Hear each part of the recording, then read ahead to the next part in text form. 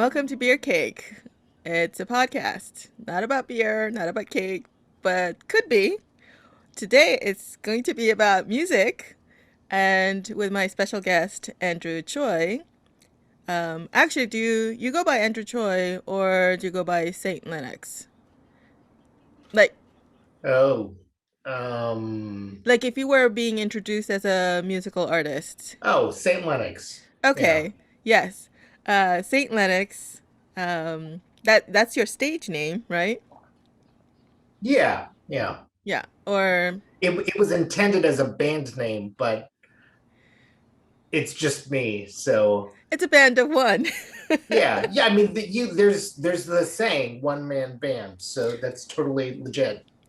And in your case, I think that's a very apt description because you produce your own stuff too, Yeah, right? yeah. Yeah, you do all I your I have had like a musician that has added like an instrumental portion to like one song on each of the the first two records, not the last one. The last one was all me.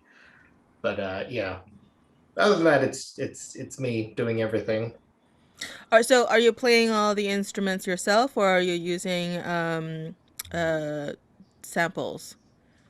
Some of it's a mix of samples and just programming stuff. Some of the samples, well, a lot of the samples are me, but then I will do stuff with the samples to kind of morph it into whatever I want it to do Mm-hmm.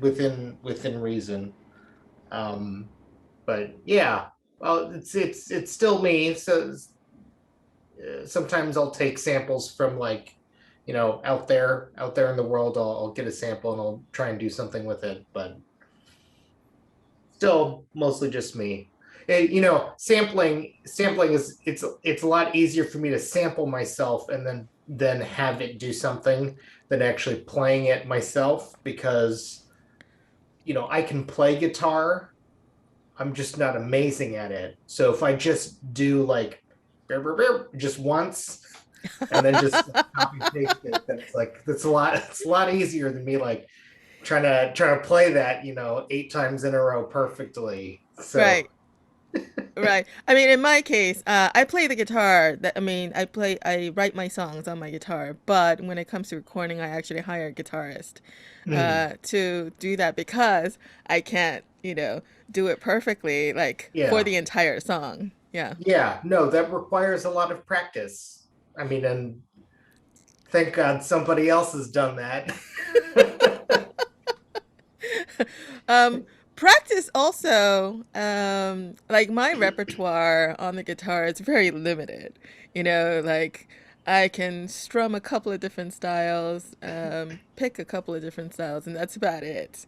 But, Mhm. the guitarist I work with, he's amazing. He can do any style, all styles. I mean, he studied guitar, so, I mean, he does it professionally. So, yeah, Mhm. yeah. Well, so I mean, I say this as somebody who, I guess, ironically, has had a lot of experience playing instruments in the past. Is that you like a lot of people think that the way to pick up an instrument is to just practice like 6 hours a day, something along those lines. But it turns out like when I was growing up as a concert violinist, I actually this is terrible. I only practiced like I mean it's still a lot, maybe about 1.5 to 2 hours a day, Uh-huh. and then the other kids were practicing like 6 hours a day. But the secret is that you play for like concentrate really hard and play for 15 minutes and then just take a nap and then just Ah. come back and then then try it again, and when you try it again it'll be like, oh, it's so much easier now, and then do it again and then like take another nap, and then whatever, it's like come back the next day and then it all sink into your brain. That's interesting. I noticed that actually that with anything, because I also write stuff, and so when you're trying to write something, when you're trying to learn something, and you're staring at it for hours and hours, and you're just not progressing. When you step away for a little bit and then come back, it somehow refreshes your brain, I think, right? Yeah, well, I mean, the thing is that so much of what people do is not conscious. Mm-hmm. Like we're having this conversation, but I'm not thinking about all of the words that are coming out of my mouth as I'm saying them. And if I was to try, it would be really difficult. But we don't really act that way. So you have to understand that when you're learning anything, that so much of what's happening is subconscious. Mm-hmm. I mean, I know that that's probably like a technical term, and so I mean it in the very non-technical way, but because so much of it is subconscious, you have to understand that, and you have to really just learn how your brain works. So like when I was a kid, I mean, I was noticing this, and it was just a lot easier for me to learn by by taking a lot of naps. Ah, yeah. Um, Wow. That's pretty cool actually. Yeah. So yeah, let's talk about your background a little bit. You are a trained musician. You went to school specifically for music, for undergraduate. yeah, I mean, I didn't go to college for music. Hmm. I mean, most of my music training was in.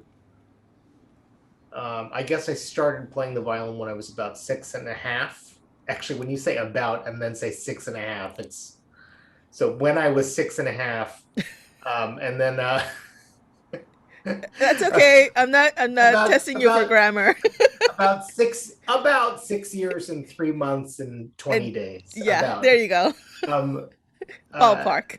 so yeah, so I started then, and then played until basically until college, and then I stopped as soon as I got into college. I mean, I did a little bit more, but not really. Um, and um, yeah, and with I guess my training was that like I had a dedicated violin teacher in Ames, Iowa, where I sort of grew up for the most part. But then because I was showing some promise, um, my mom moved with me to Cincinnati, Ohio, to take violin lessons at the Cincinnati Conservatory of Music for 2 years, which was a middle school. Because I mean, I was very good. And then after that became actually none of this makes sense in my head when I sort of explain it. It was infeasible, but for family reasons, sort of we needed to sort of move back Mm. together. So I moved back to Ames uh,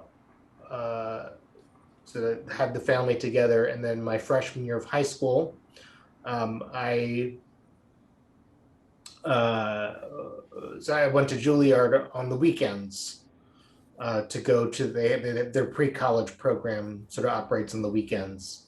So Um, when you were in high school, you were in New York? no, I was in Iowa. So you flew to New York every weekend. Yes. Wow.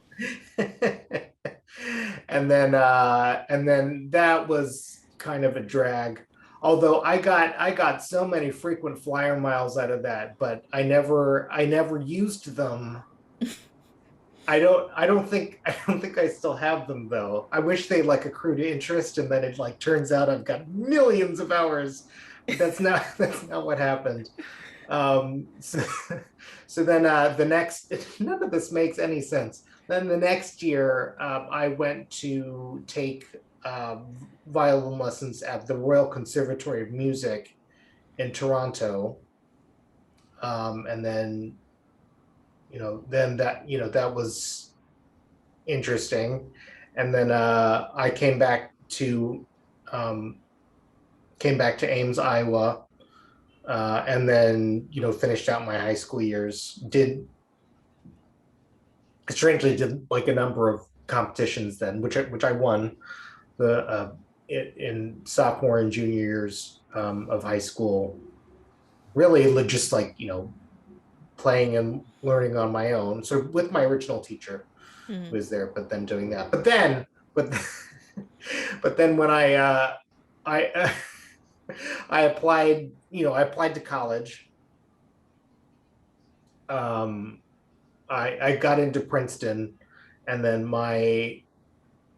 the conductor of the orchestra. I think I was a bit of a tease about it because I don't know what I put in my application. I put oh I won all these awards, yada yada yada, for the violin. So I think my application was a bit of a tease because the orchestra, as soon as it's like I remember like within like hours of my moving into my dorm room, I got a call from the orchestra conductor who was like excited for me to like be in the orchestra, and I was just like, no, no, thanks. What?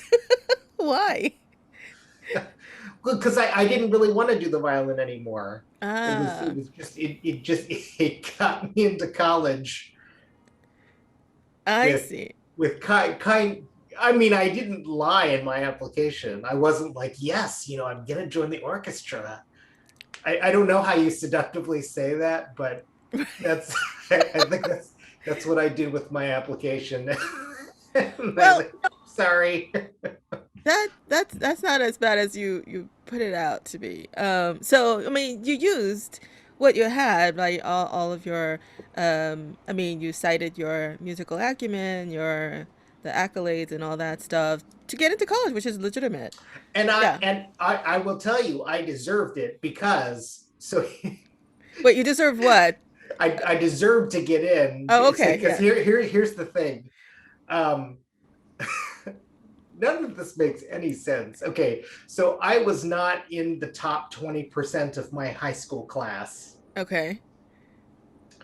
Now, some of that, I was a very smart kid. The thing is that much of that though is because like all the other students were like, oh, I'm going to take all these like five AP courses that when you're, at least back in the day in high school, I don't know how this works now, you take certain classes, and like if you get an A, what would be a 4.0 is like a 5.0. You know what I'm talking about? Really? Okay. Yeah, Yeah. there's like a whole like grading system where like if you take the more advanced class, it increases your GPA. So Um. I all these Oh, other I kids, see. I see. yeah, Yes. Yes. Yes. I have heard. yeah. Yeah. So all these other kids were doing all that stuff, and I was just like, look, I just want to learn things and whatever. Yeah.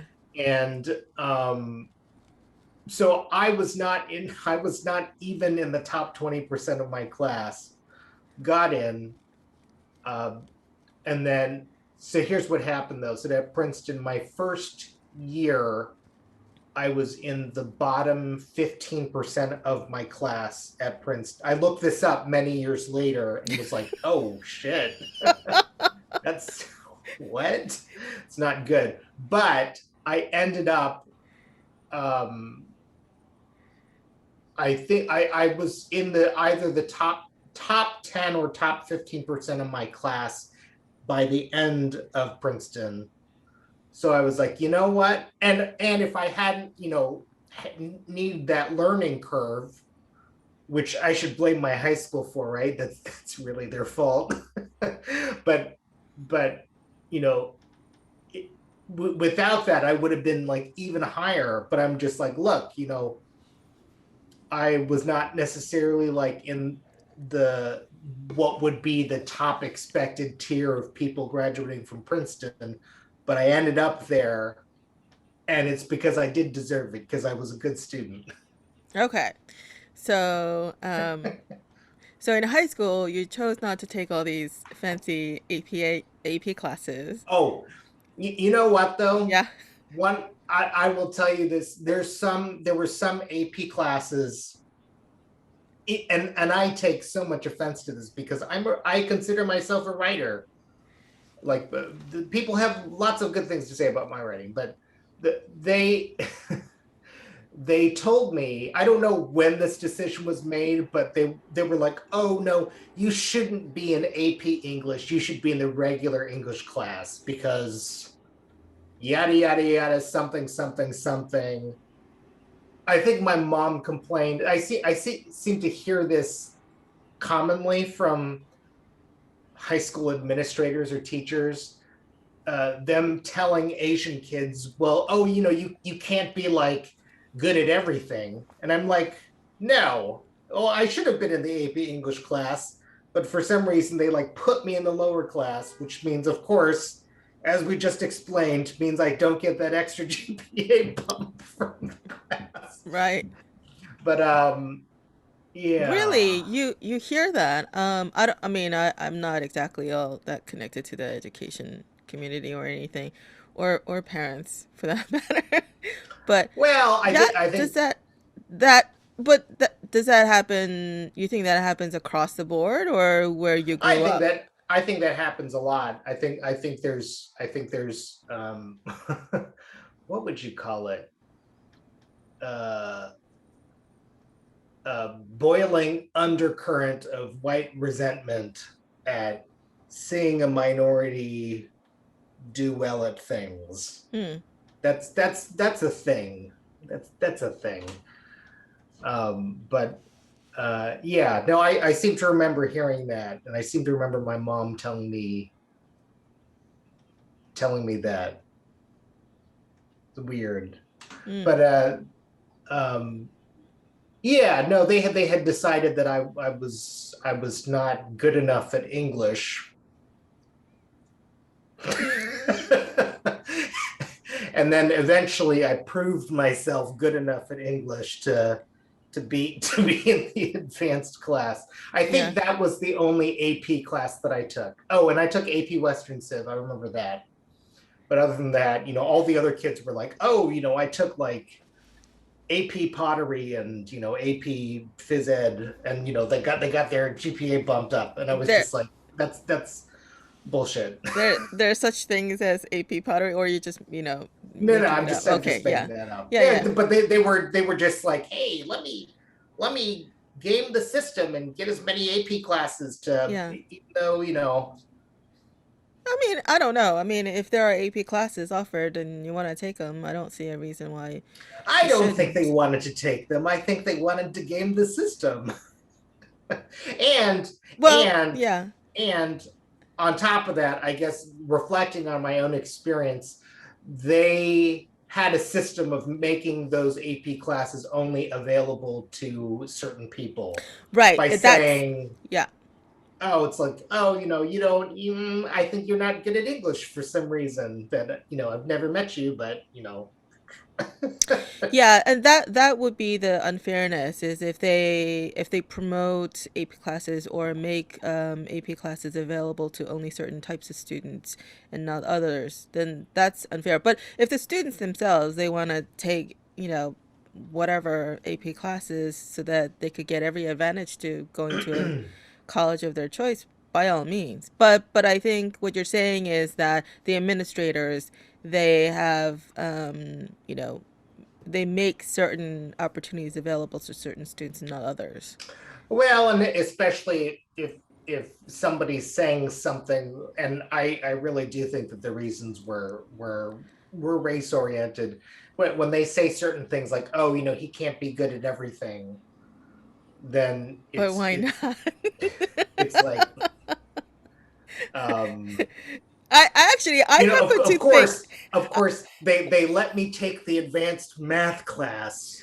right, exactly, because that fits into your stereotype. I was gonna say because you said you only took AP English, and I was like, what? You didn't take AP Math or AP Science? Well, I don't think I they didn't call it an AP class. You Hmm. would just take the next higher up class. So like I think towards the end I was taking calculus, but they Right. don't call it, I don't think that they call it, or at least in Iowa, they didn't call it AP math or it was just you were taking calculus, You were and taking calculus, yeah. if you needed to go to like the other building or whatever to take the course with the other students, then that's what you did. But Yeah. it's not like um yeah, I don't know if they had a grade bump for that, but um Yeah, yeah. I didn't have grade bumps in my high school. I took one AP class, AP biology. I think that may be the only AP class I took. Maybe AP Chem too, I'm not sure. And I took calculus, but I don't think I got bumps, you know. But Mm. my high school actually had a relationship with a local college. And so if you took calculus, they taught it at the college level, so we actually got college credits. So I went into college with was it 8 credits, like 4 semester, 8 credits of math, which fulfilled my math requirement for college. So my Oh, my math education stopped at high school. I oh didn't my have, gosh. I know. Well, that's you're very lucky too. For some reason, for some reason, Princeton was like, no, we don't want your shitty Iowa math class that you we're not going to count that. So that was so I did end up taking like the next higher up calculus class at Princeton, except it was except that was like a real like hard it was like a real hardcore math class, which the story at the time was that they used some of the prereq classes such as this math class as like weeding out classes to kind of weed out people who like thought like myself they were interested in physics Hmm. and things of that nature. After I took that class, I was like, nope, I'm gonna do philosophy. Is that what you ended up majoring in? Yes, yeah, yeah. Um, so then your music education, your music training is something you didn't do through like your in college, but you did it sort of through conservatories and other um I would I don't know, should I say extracurricular means as opposed to your core education. Well, I mean, I spent the amount of time that I practiced the violin was definitely more than the time that I spent on like a particular class in high school.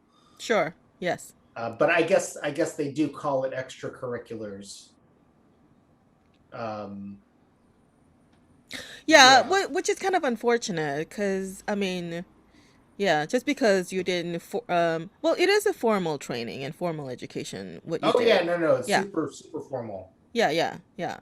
So you from 6.5 Mhm. through all the way through high school, you play the violin and you train on violin, and then college you decide to just drop it all. Why?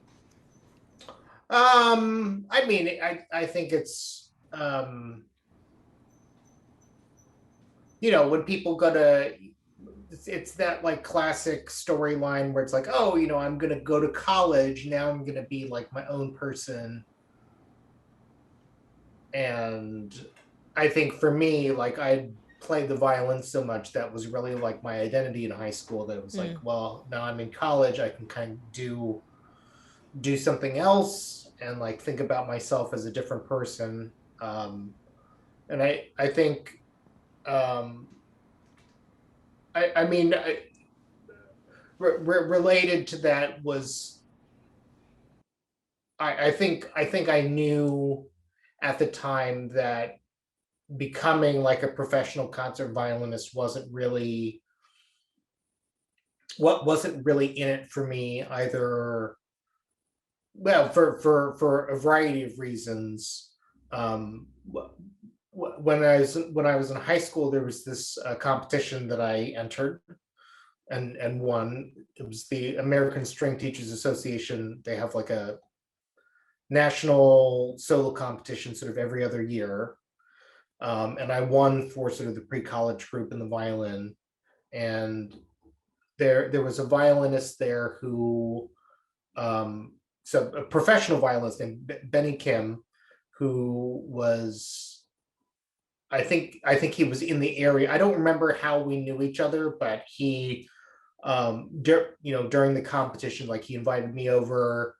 I remember he made mashed potatoes, and his secret was that he used cream cheese in the mashed potatoes. So, anyways, he That sounds really good. Have you tried that? not, I mean, not since. I mean, I may have tried it once, but I don't think it's something that I've I, done. yeah, I think I'll try it now.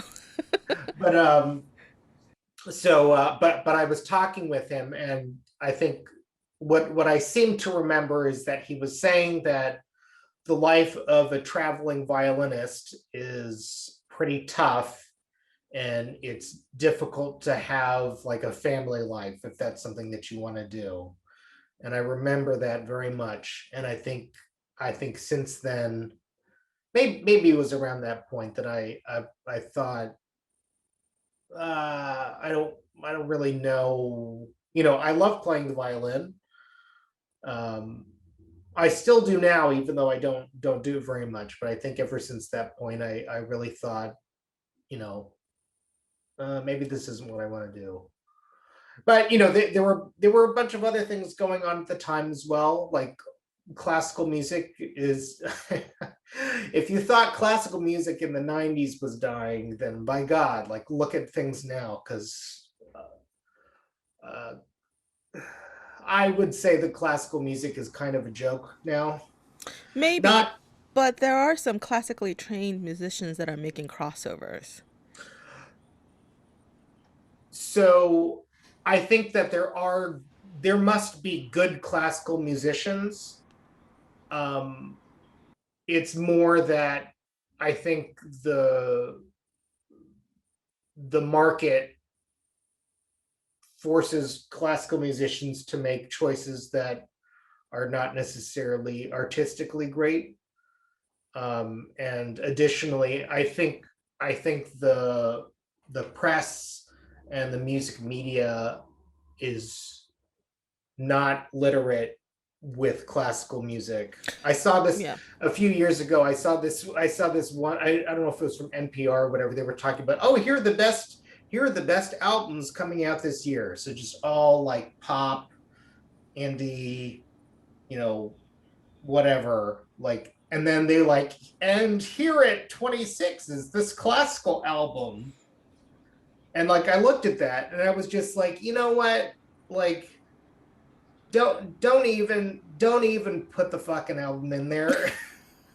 Because like we all know that you were just like, oh yeah, classical music, let's put it in. We have to put one in. Let's roll the dice. 26. Okay, there it is. We did it.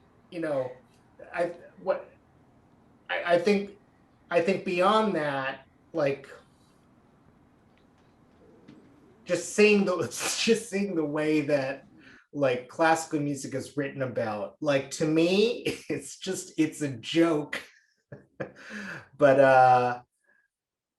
I think maybe at some point there's going to be a resurgence of an interest in that. I do think that there is some crossover stuff. I will tell you, a lot of the crossover stuff, I think this relates to this in some sense. But a lot of times when they say, oh, what has classical influences, all they mean is that it was like a pop record and somebody played the violin. Right, right. That's not what I mean. Yeah. Okay, Yeah. but I'm just saying, like, but that's the way that music media talks. Yeah, Or that's they'll kind of be like, stupid. oh, this has got some like jazz elements. I was like, no, the person played a pop tune with a saxophone. What are you talking about?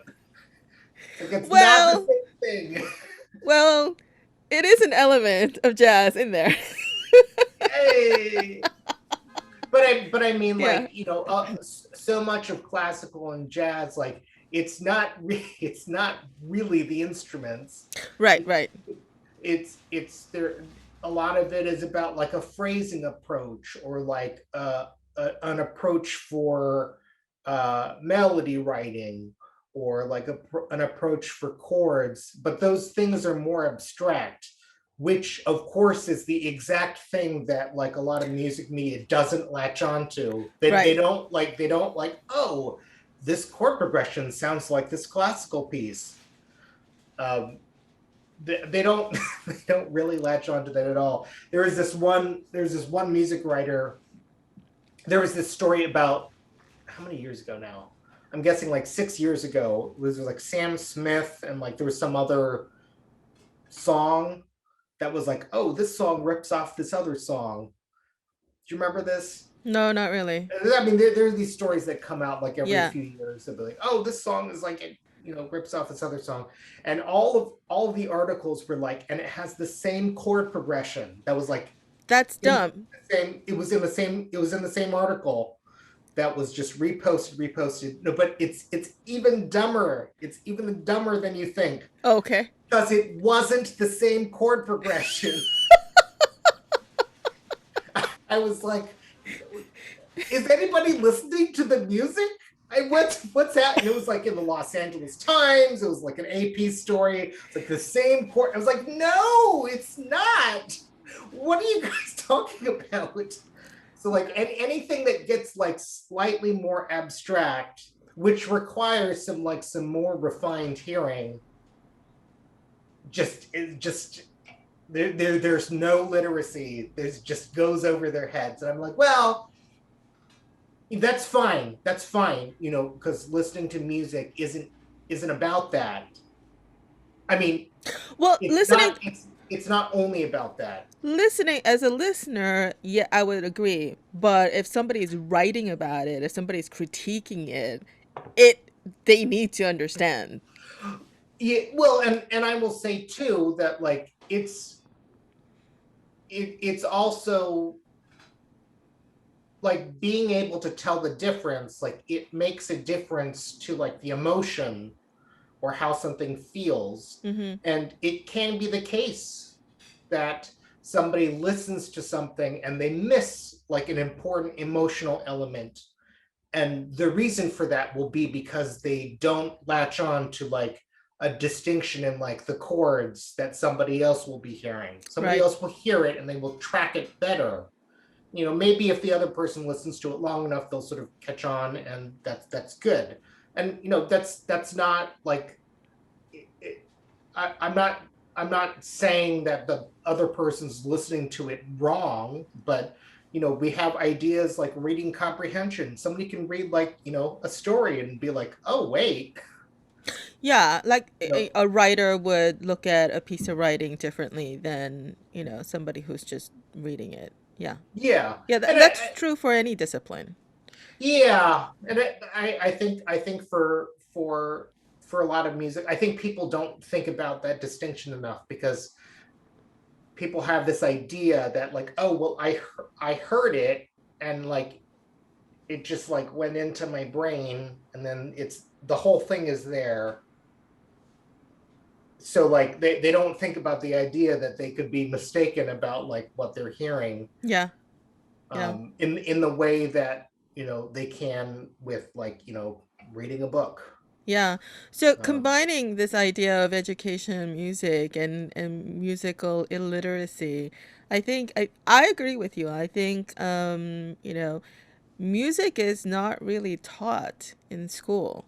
And so we grow up musically illiterate. I mean, like we don't understand um yeah, we don't understand basic things. I don't know. I mean, I think it would be benefit to everyone to have some level of music education.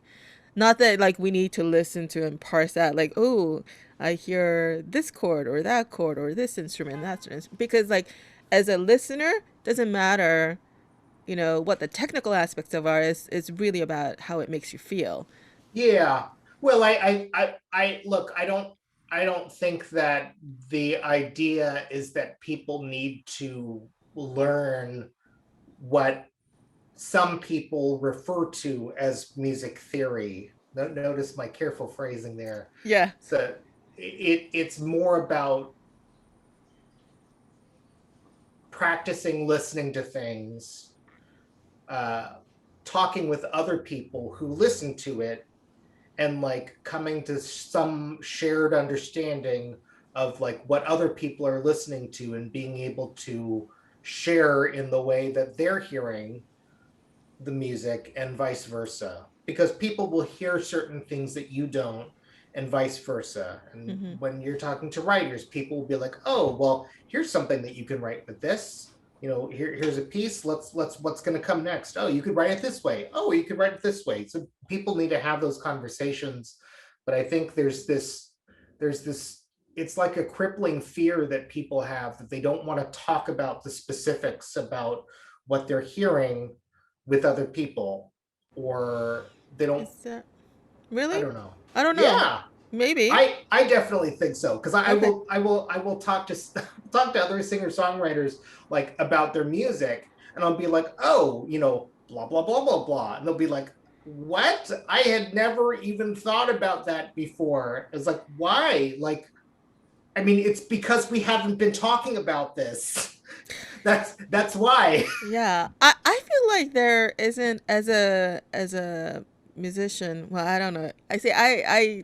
I I very hesitantly call myself a musician because I'm not trained in music. Well, but anyway, as a singer songwriter, that I will say I am. I mean, I don't think I have enough opportunity for me to talk about, like what I do.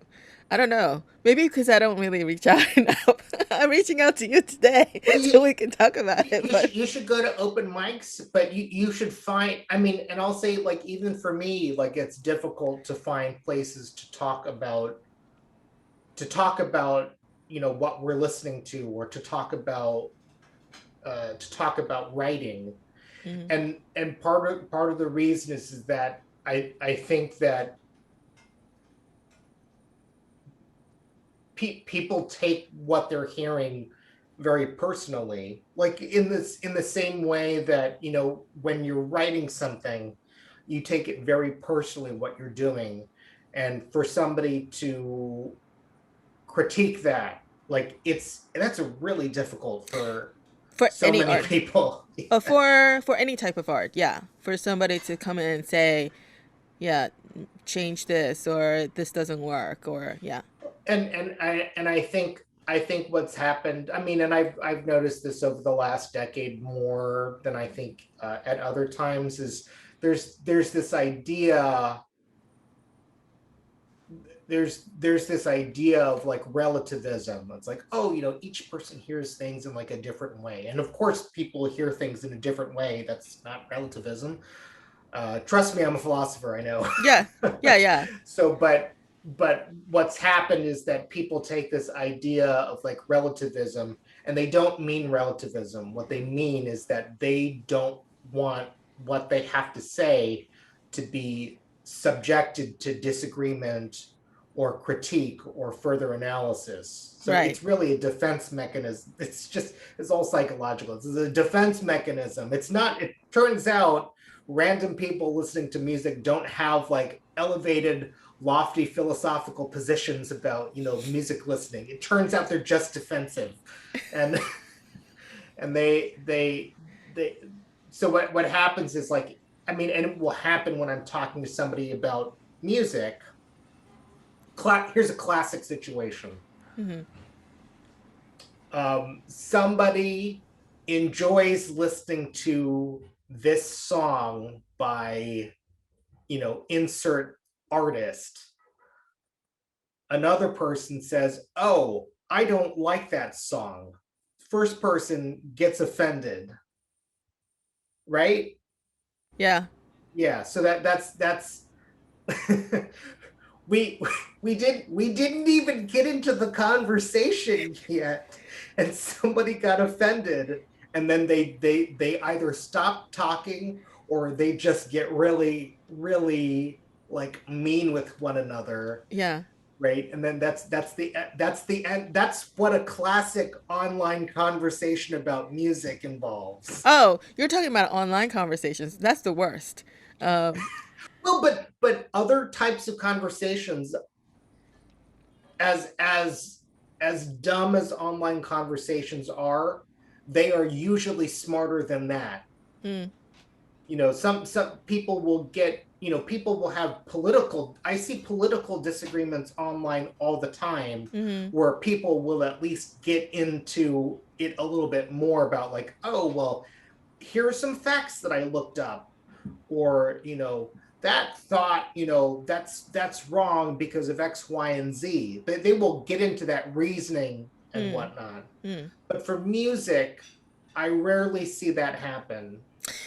I wonder if it's because it's so such an intrinsic experience. Because we intrinsically understand music. Our bodies are basically musical instruments, if you want to think Mm-hmm. about it that way.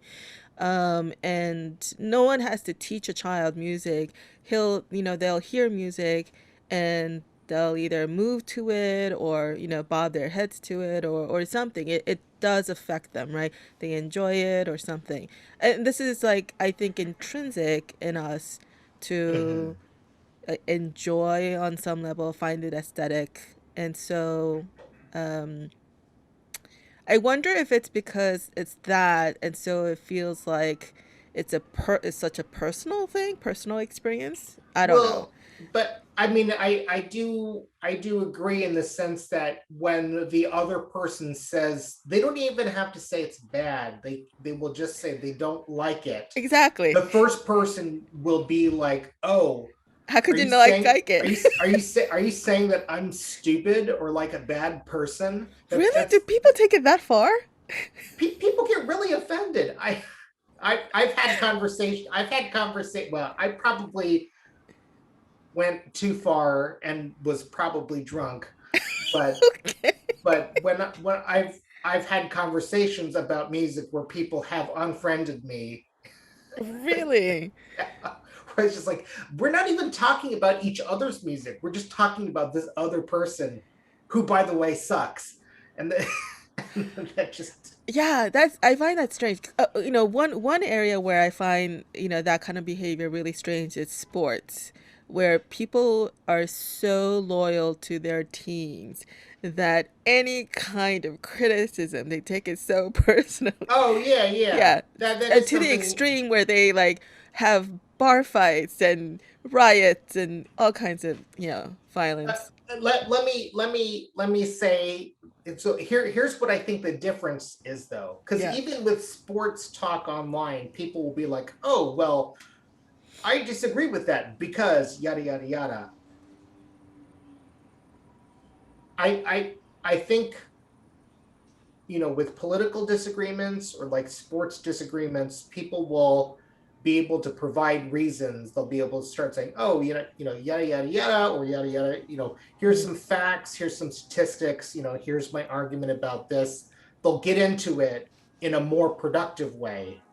The problem with music discussions that I've seen, especially for people who, don't think about like music listening a lot, if there isn't an article that's written about it that they can like, start like quoting language from, like, let's say they're just listening to like a brand new piece of music, people lack the language. Well, this is maybe a sort of music theory, but not music theory. It's more just sort of developing a language to be able to talk about it. People lack a language to be able to talk about music and approach it just from like listening to it. mm-hmm. Like No, I can listen to a piece of music and like I could talk forever about it. It's just like, oh, here's the chord structure. Oh, here's the phrasing. You talk to other musicians, like other concert violinists or jazz musicians, about phrasing. They mm-hmm. can just go on for days about phrasing. But there's like a whole like tradition and like way of talking about things that they have like grown up with, that makes it easy for them to talk about any piece of music that they're listening to, and that helps to lead to some good discussions. But I think a lot of discussions about music, it's kind of like the it's kind of like the issue that, we talk about with uh, not not teaching boys how to express their emotions. If if people don't grow up with like developing a language to express their emotions, Right. it comes out in bad ways. Like they can't have like a productive discussion about what's going on. And Yeah. you can see sometimes people that have difficulty, but you can see like things churning in their head, but But they they're don't know not how to. able to vocalize it. And Yeah. I think it's the same thing with music as well, that if you don't start to develop, and it doesn't need to be a specific, like, you know, Western music theory language. It doesn't have to be that. I know lots of musicians that don't speak that language, but are nevertheless Yeah. able to have really It, productive it conversations. could be plain, it could be expressed in plain language. But again, I think though, I think that goes back to my earlier point, because it's such an intrinsic experience. No one teaches you to enjoy music. You come out, you just kind of intrinsically understand it at that level. That Mm-hmm. maybe that's why we don't necessarily develop our, specific language to articulate our thoughts and feelings about it, because we just Mm-hmm. feel it, right? It's like, how do you?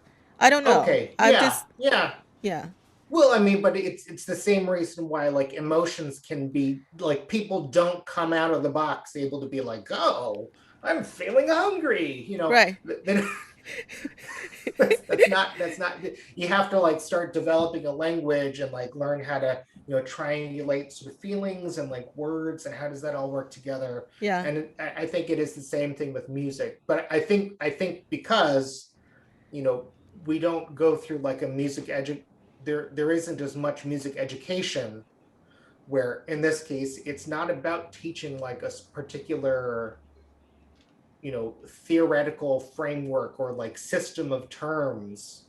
It's just about letting people develop a language for talking about something so they Mm-hmm. can point to it and be like, oh, I heard this thing that I really like, and somebody else can be like, oh, I hear that too, I don't necessarily like it, but I see what you're talking about. Mm-hmm. If you Mm-hmm. don't have that, then what you have is people just getting angry at one another, and it turns into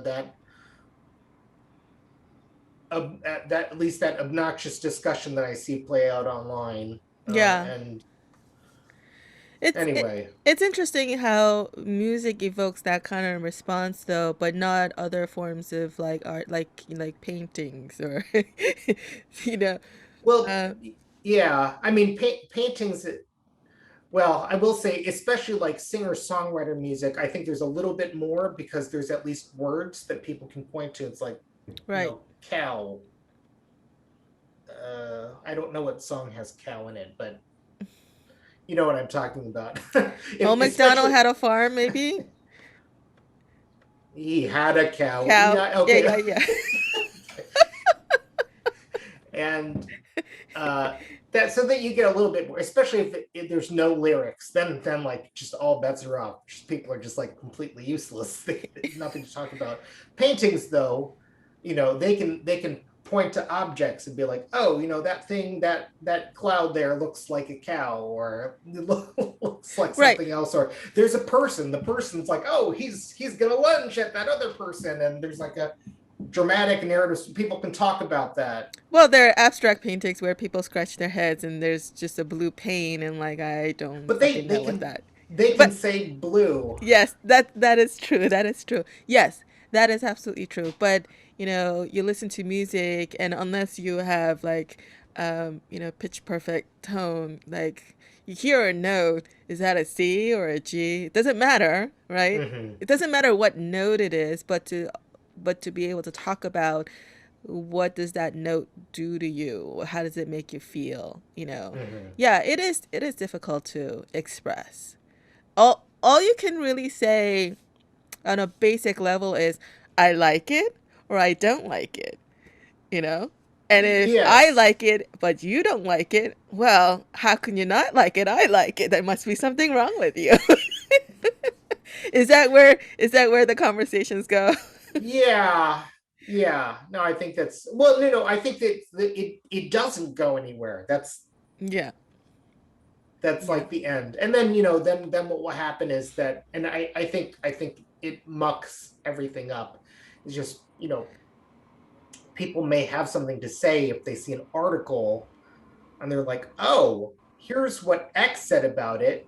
Now that's what I think about this. Let me say this thing now, which I took from X, and now I'm going to say it as my position on it. Yeah. And then there's this whole, like, I guess you would call it like prestige baggage, or like status baggage, where Uh-huh. it's like, oh, but I like this song because it was written up in some outlet, or this singer-songwriter's famous, and like that all, and now I'm listening to it and I like it, so like that means that I'm part of this group of people that likes this song. I see. Oh, that's what else makes it super personal, is because people go into the music sort of with these notions Yeah. that I'm listening to this thing now, it's very sophisticated. I like it, I'm going to tell other people I like it, so now I'm a sophisticated person too. Yeah. I Now somebody says, no, that's garbage, and the singer-songwriters are racist. And yeah. it all stops being about people talking about music, and now it's just like drama But and it seems like in that case, there's the conflation of many different things. But I'm going back to the musical literacy though. I wonder if it's because we don't listen to enough of like classical music growing up and jazz music growing up. And, musical disciplines that that incorporate all these different nuances in music, the intricacies. well, like Popular I music is, from a musical composition standpoint, popular music is it's not that complicated compared to classical and jazz. well, but I think that pop is a great place to, like, standard pop is a great place to start out, though. Hmm. Because I mean, like, look, even like learning classical music, you start on Twinkle Twinkle Little Star. Well, which was written by Mozart, isn't it? We'll I have to look this up. No, I think No, so. but Yeah. the song itself is very simple. You Right. start on simple stuff and then you go. So I don't think there's anything wrong with starting with pop. And look, there is a lot of pop that starts to incorporate sort of more interesting chord progressions and doing other things. And I think the term pop is very flexible, Mm. but I don't think it has to do with the idea of people don't need to don't need to be trained in classical or jazz necessarily. They should be exposed to it, in the sense that they should be exposed to anything Sure. that you know helps them see different things that music can do. But I think beyond that, it's not it's not like training in a genre per se. It's about this idea of like ear training. Just forget like whatever music theory system or whatever you have, but like, you know in order for my friend and I to play the same piece, we have to be like, oh, doesn't have to be these terms, but it's like, oh, it's a one chord, it's a four chord, it's a five chord. We got to play the same chords in order Right. to play the piece together. And there's a success and failure risk at being able to talk about, if somebody's like, oh, that's a one chord and then a four chord, there's a success and failure risk there, because they could say, oh, it's a one chord and a five chord, and they would be wrong. Mm.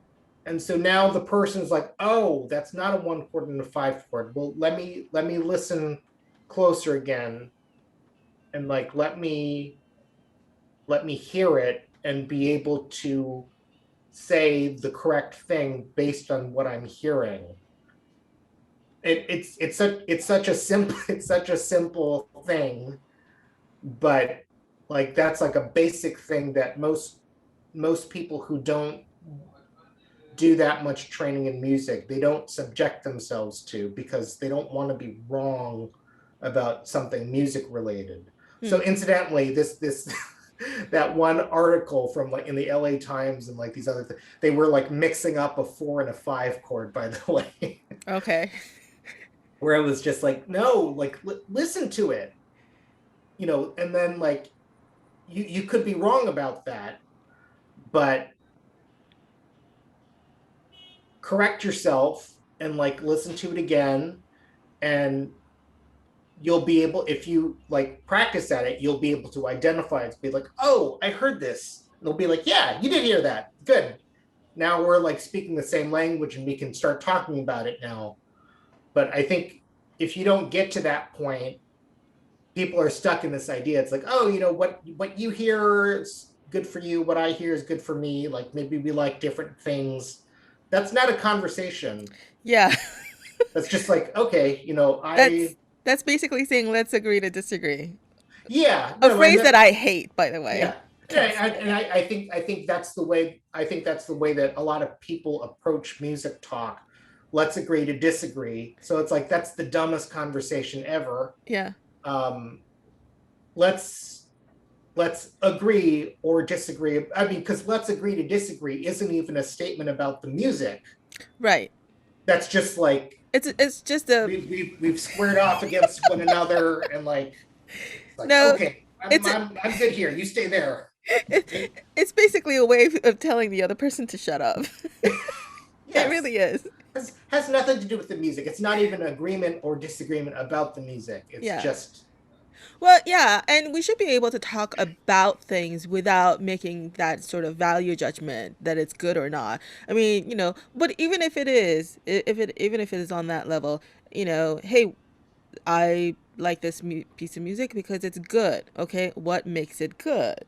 mhm. What, I mean, even that simple follow-up question would be able to further a conversation maybe. unless Yeah, yeah, unless you really don't want to just talk about it. Yeah. yeah. Well, anyway. But anyway, yeah, we kind of went down that rabbit hole. so okay, so you were classically trained as a violinist, or you were trained as a classical violinist, and you decided that traveling musician lifestyle is not something that you wanted, so you wanted to explore something else, and you ended up studying philosophy in college. Yeah. Um, when did you decide to go to law school? Oh, uh, well, Or did philosophy just sort of like naturally progressed into law? no, well, so what happened?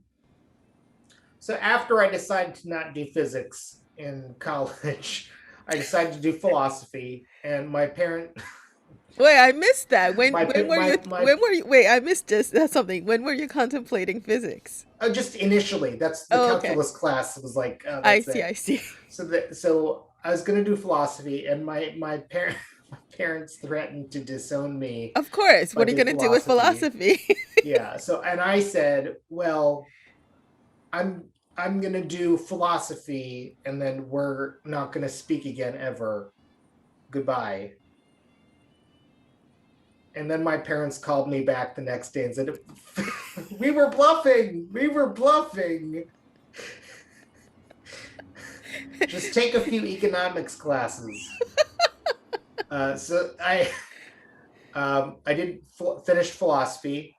Then then I spent a few years after college not knowing what I was doing. I decided kind of late to apply to graduate schools in philosophy. So after 2 years in Iowa, oh geez, no, 1 year in California and 1 year in Iowa. Then I went to graduate school in philosophy. I got my PhD in philosophy. It took 6 or 7 years. So what happened was, I think that many people that go into graduate work there's this thing that they call like the glow or the aura of the PhD, is that people want it, but they don't really necessarily think about what it'll be useful for. Mm-hmm. And so I think, among other things, there was a change in the job market for PhDs, especially in philosophy, where the job market got a lot worse. Yeah, Shrek. And I think I realized about a half year before I defended my PhD that um, there was a very, very high chance that I either wasn't going to get a job, or in the ideal case, I would get a job, but I would have no choice about where I lived. Mm-hmm. And I think for a straight person, like, it's a little more acceptable to be like, oh, you live in this small town that's like a few hours away from a big city. I think for somebody who's not straight, I think the that option seems a lot more daunting. Yeah. And I thought, you know what, I don't want to die alone, so I'm going to do something else. And um about a month before I defended my dissertation, I was studying, for the LSATs. I defended my dissertation, went fine, so I got my PhD. And What then was so? Just out of curiosity, what was your dissertation on? um geez. My dissertation was on the relationship between rationality and the concept of acting in accordance with your best judgment. Mm, okay. So, like, a lot of people will there's a classic view that, like, one interpretation of rational action is that you have your best judgment about what you should do, and then if you do it, then you acted rationally. If you didn't do it, then Right. you acted irrationally. Right. Right. And human And behavior is anything but. so there was some pushback on that view about a decade ago. There's some literature about it, and I I wrote a dissertation that was largely in defense of the view, but also drawing on the philosophy of action and moral philosophy of Immanuel Kant, who I have a specialty in sort of the ethics and history of philosophy of Kant. Sort of drew on that to sort of talk about why that was still very much a good view, and why a lot of the critiques of the view are just flatly wrong. Mm, mm, okay. Anyway, so I defended my dissertation, and then I think it was within a few weeks. I was continuing to study for the LSAT. Took the LSAT. Thought I bombed it. There was this one section about like different like dinosaurs, and like you're collecting the dinosaurs, and I thought I just totally fucked it up. But it turns out I did pretty well. Okay. So I got into NYU for law school. I was temporarily on the wait list at Columbia. I only mention that because I I decided not to stay on the wait list for Columbia because, well, I wanted to live in New York City, but NYU is in the Village. Uh huh. And it's like, oh, Yeah. it's a bustling music scene. Yeah. There's a lot of music history and whatnot. And so, okay, well, I'll go to NYU. And although Definitely. stri- although strangely, like, my first year and a half, I lived in Harlem because that's where my brother lived. Uh huh. So I lived in Harlem, which is closer to Columbia, and then was taking the train down to NYU for school. It didn't make any sense. Um, and then yeah, so that's how I ended up doing law. I actually That was the original question, though, right?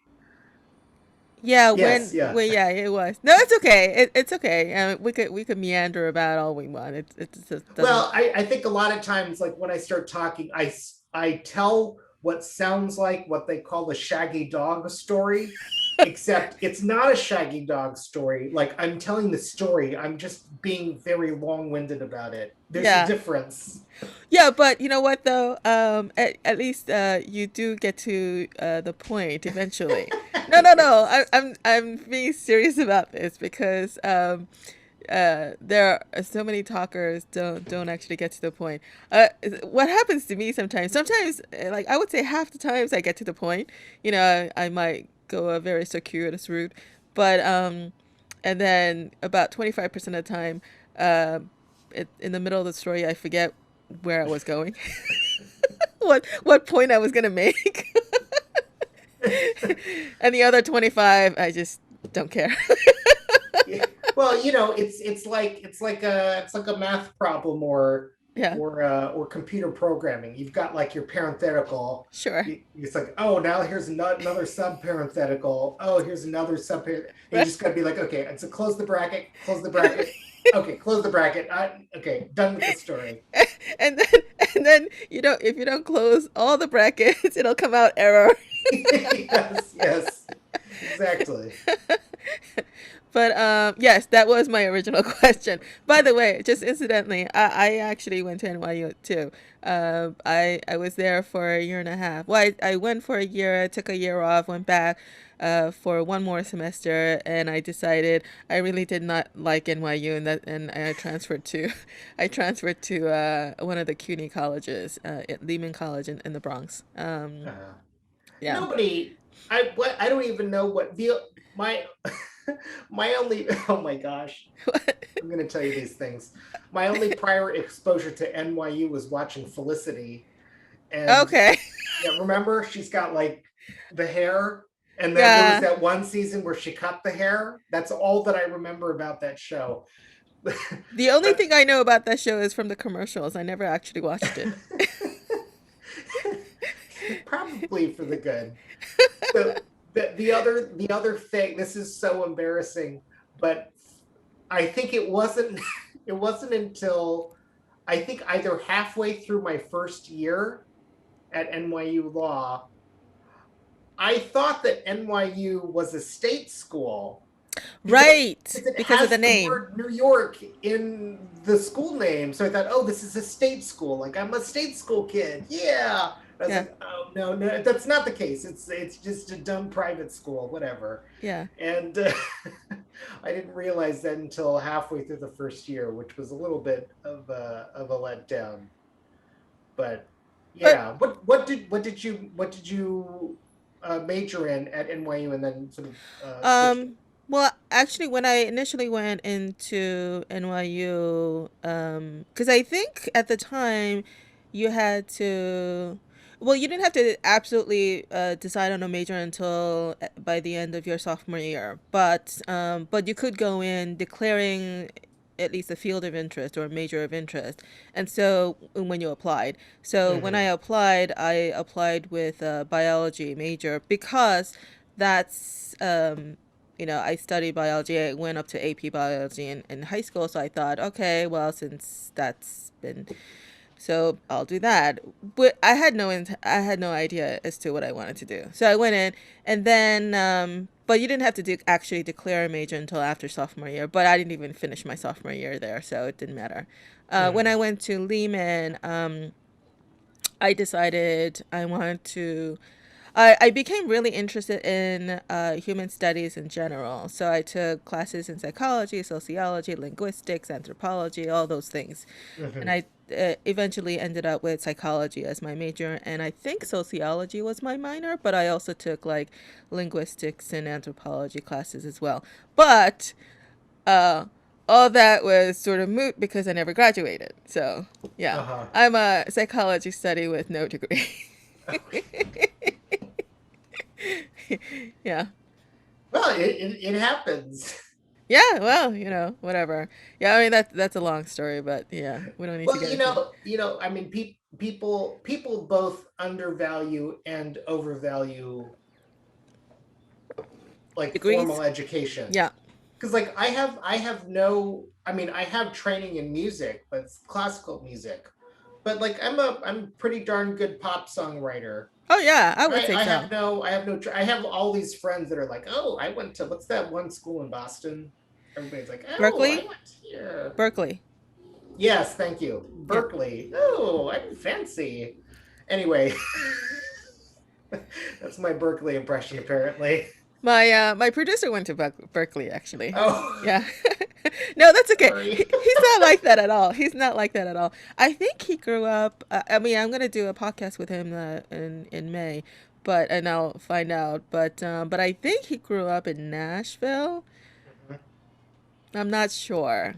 He yeah. He grew up in the South. Um, I think it's Nashville. So I think he was surrounded by music and all that. And I think he was either playing the piano or singing or doing something musically since he was 3, I think. Like very young.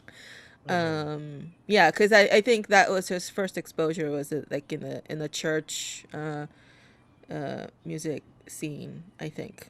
Mhm. But anyway, yeah, but no, he ended up going to Berkeley. And my guitarist, he went to not Berkeley, but another music school in the Boston area. It's like American Music Conservatory or something like that. I don't know. New England Conservatory. Maybe, I'm not sure. Yeah. Okay. But it's yeah, but it's in the yeah, it's in the Boston area. So Yeah. their time in the Boston area overlapped actually. Mm. But they didn't know each other back then. Yeah. But But who anyway, knows? Maybe. what were you saying about Berkeley? A lot of Oh, shishi. well,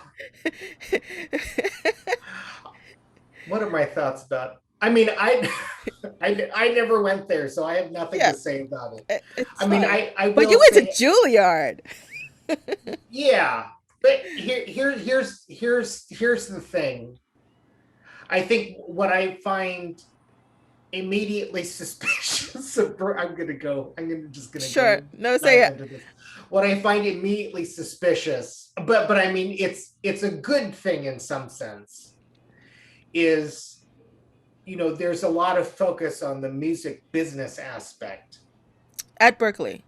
Yeah, I mean Oh, okay. there should be. I mean, like they teach courses in like music marketing and publicity and just music business stuff in general, which they should be doing. Mm-hmm.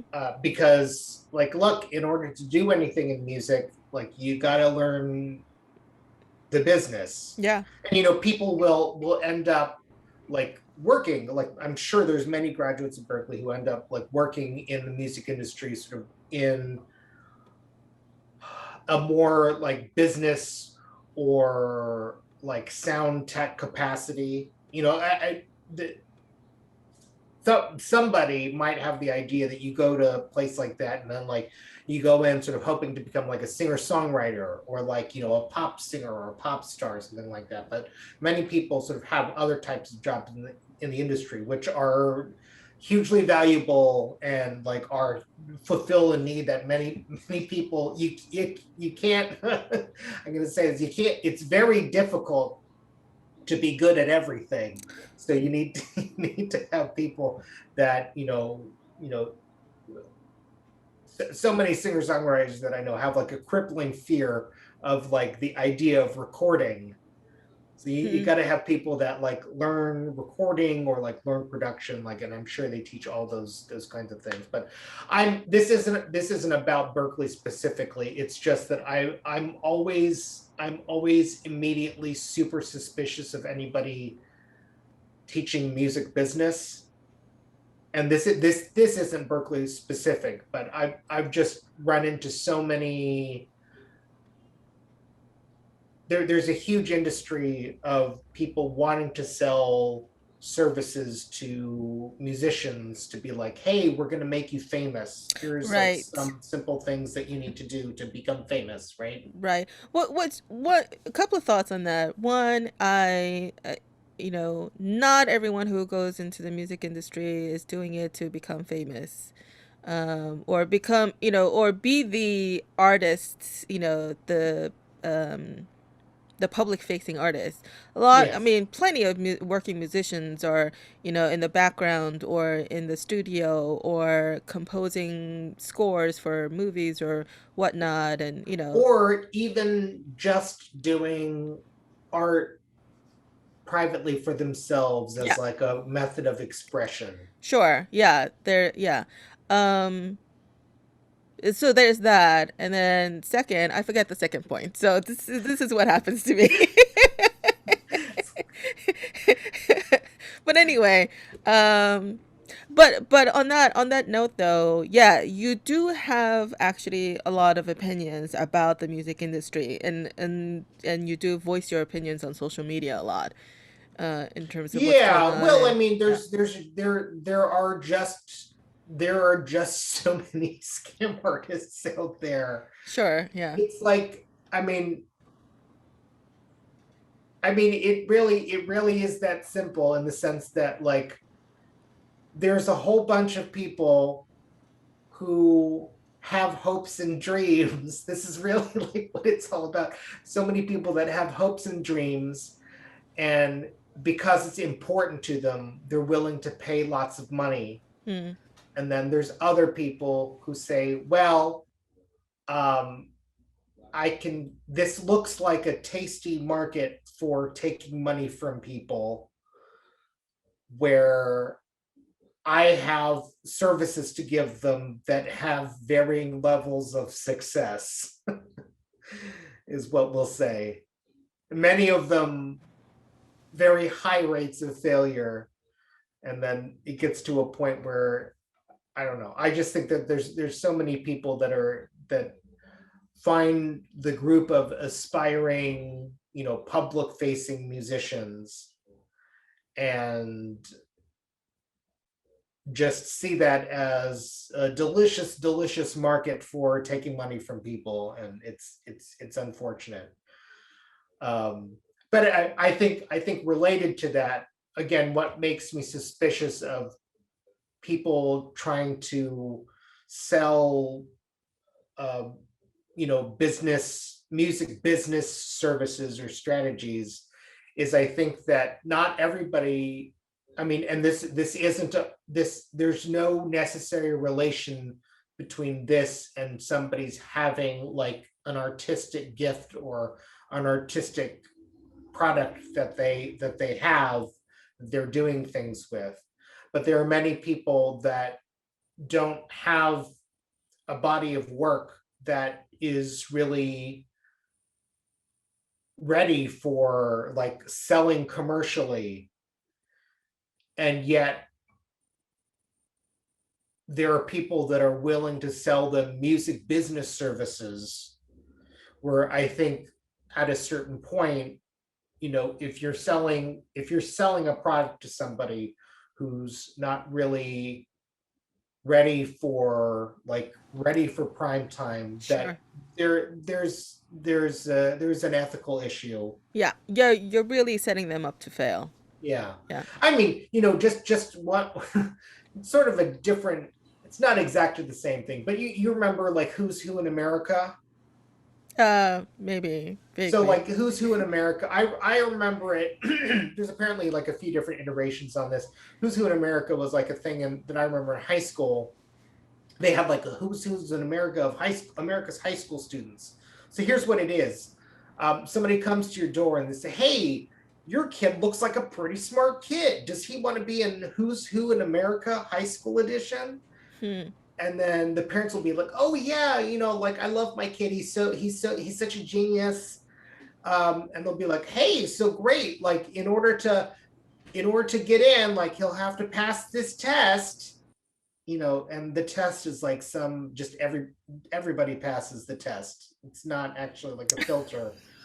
And they're like, okay, but in order to get into Who's Who in America, like you'll want to buy a copy of the book, right? And the copy is just like some gigantic tome of just like everybody's kid is in the book. But then everybody who gets the book is like, my kid's a genius. He's famous now. He's in Who's Who in America. But it turns out the book is it turns out the book is just a list of all the kids whose parents were dumb enough to pay for the book. Ah, wow. And Yeah. so the whole system was just like, it was just some booksellers that are just like making a profit off of everybody, right? Yeah. Well, also, I think maybe it's also something like,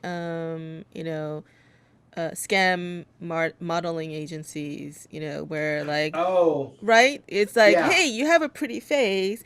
I yeah, could, or modeling agent or something like that. You should be a model. I could probably sign you up with a lead modeling agency or something. But first, we need headshots. We need this. We need that, and it's a whole yeah, package they sell yeah, to them. Yeah. yeah. No, I was talking with somebody about, they had hired a publicist where I was seeing some of the articles that they had gotten write-ups in. And I was like, oh well, if you look at this one website, like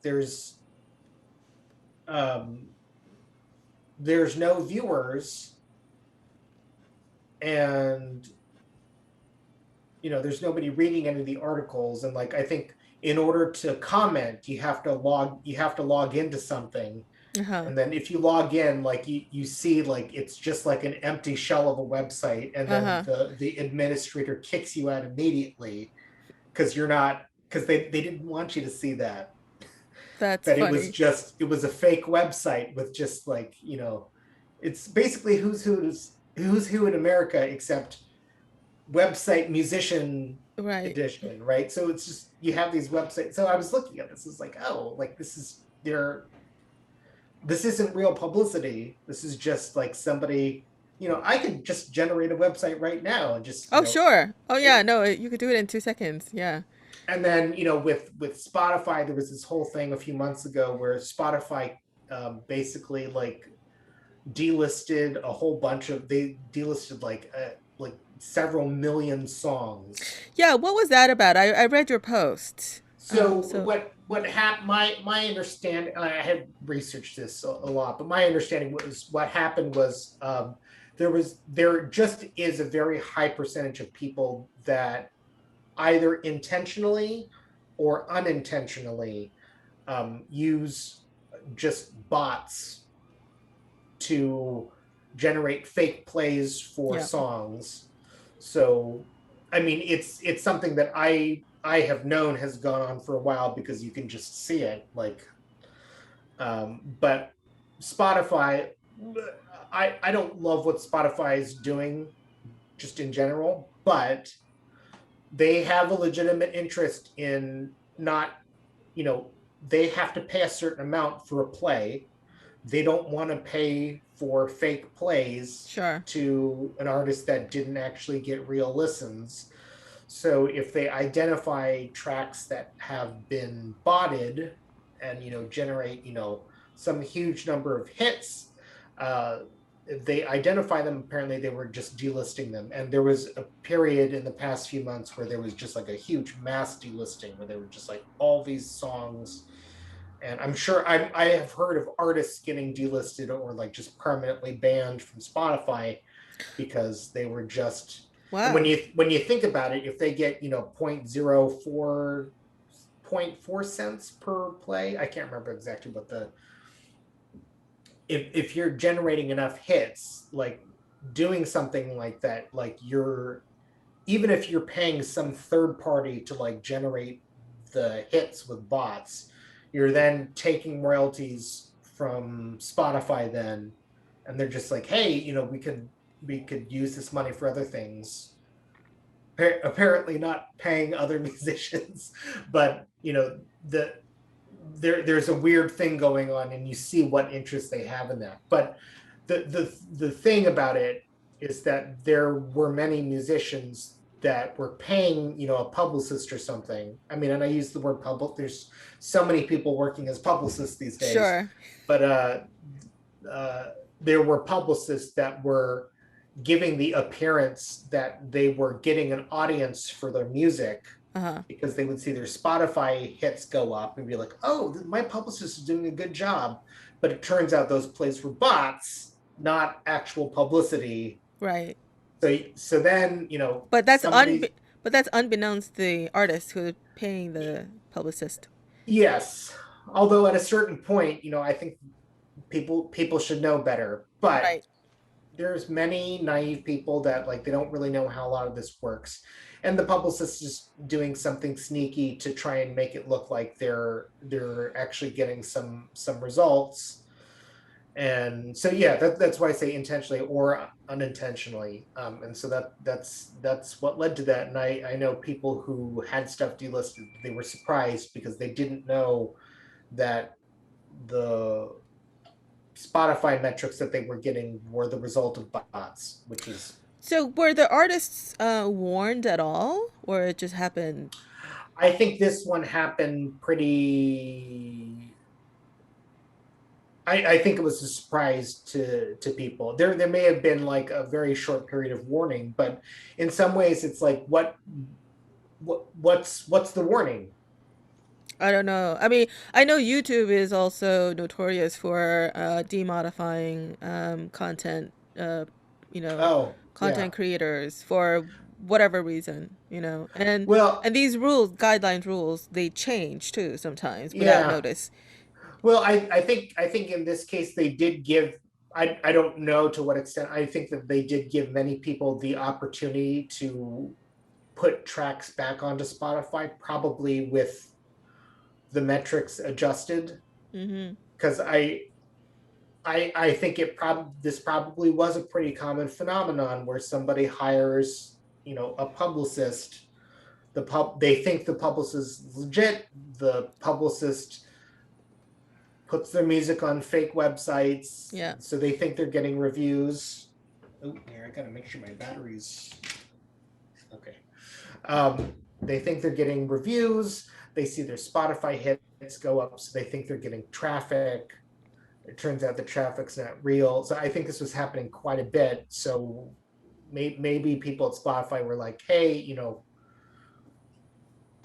we got to give some of these people the benefit of the doubt and allow them. But I at least yeah. the mass delisting like served as like a warning to just be like, hey, stop doing this. And by the way, at the very least, I hope that it exposed a number of people who were working as publicists. Hmm. Um, Well, they'll just move on to a different industry where they could provide their services. you know, yeah, it's I don't know. just I don't know that exposing scammers necessarily do anything. They just move on to a different scam. it's, that's fine though. At least it's not musicians. Yeah. Musicians, they have so much to deal with. It's so tough. It's so tough being a musician. Let's just give them a little break. Well, no, me exposing that scam, I think, educates the musicians that they should be more careful to I not. hope so. But that's the only benefit that I could see, because exposing this scammers, it's not like they're gonna be arrested and or fined or anything. Yeah, I'm sure many of these people are international and Sure, yeah, not you can't reach them. You can't get any money from them because they're just long gone. right, And then of course after the whole thing, it's not like after it's over then everything's fine, because at the end the artist is just like, oh, so I was never even remotely famous this right, whole time. right. Not only did you lose all the money to the publicist, your music is not that popular. I'm so sorry. It's just like 1-2 punch. It's That's terrible. that's brutal. I laugh at inappropriate things as a way of dealing with anxiety. Yeah. But Inappropriate laughter. I think that's healthy though. I mean, you know what? Like shit happens all the time. If you can't laugh at it, then what are you gonna do? You're gonna cry about it. You're gonna beat yourself over it. You know. yeah. Does it? I know, but that's not Oh, that's okay. not productive. When I'm laughing about it is a healthier way to cope. I think. No. Oh, yeah. I don't know. Yeah, I mean, I'll have to think about that. I mean, my gut yeah. instinct is to say that laughter is like maybe like an immediate like physical, Mm, distraction, but it's also an avoidance behavior. you are right. Yes, that is true. Yeah. Yeah. I So you're avoiding a lot of things right now because you were laughing a whole lot during this podcast. I do inappropriate laughter all the time. It's terrible. And It's see, an me, affliction. me with my psychology background, I just want to probe into why you're laughing. Well, I guess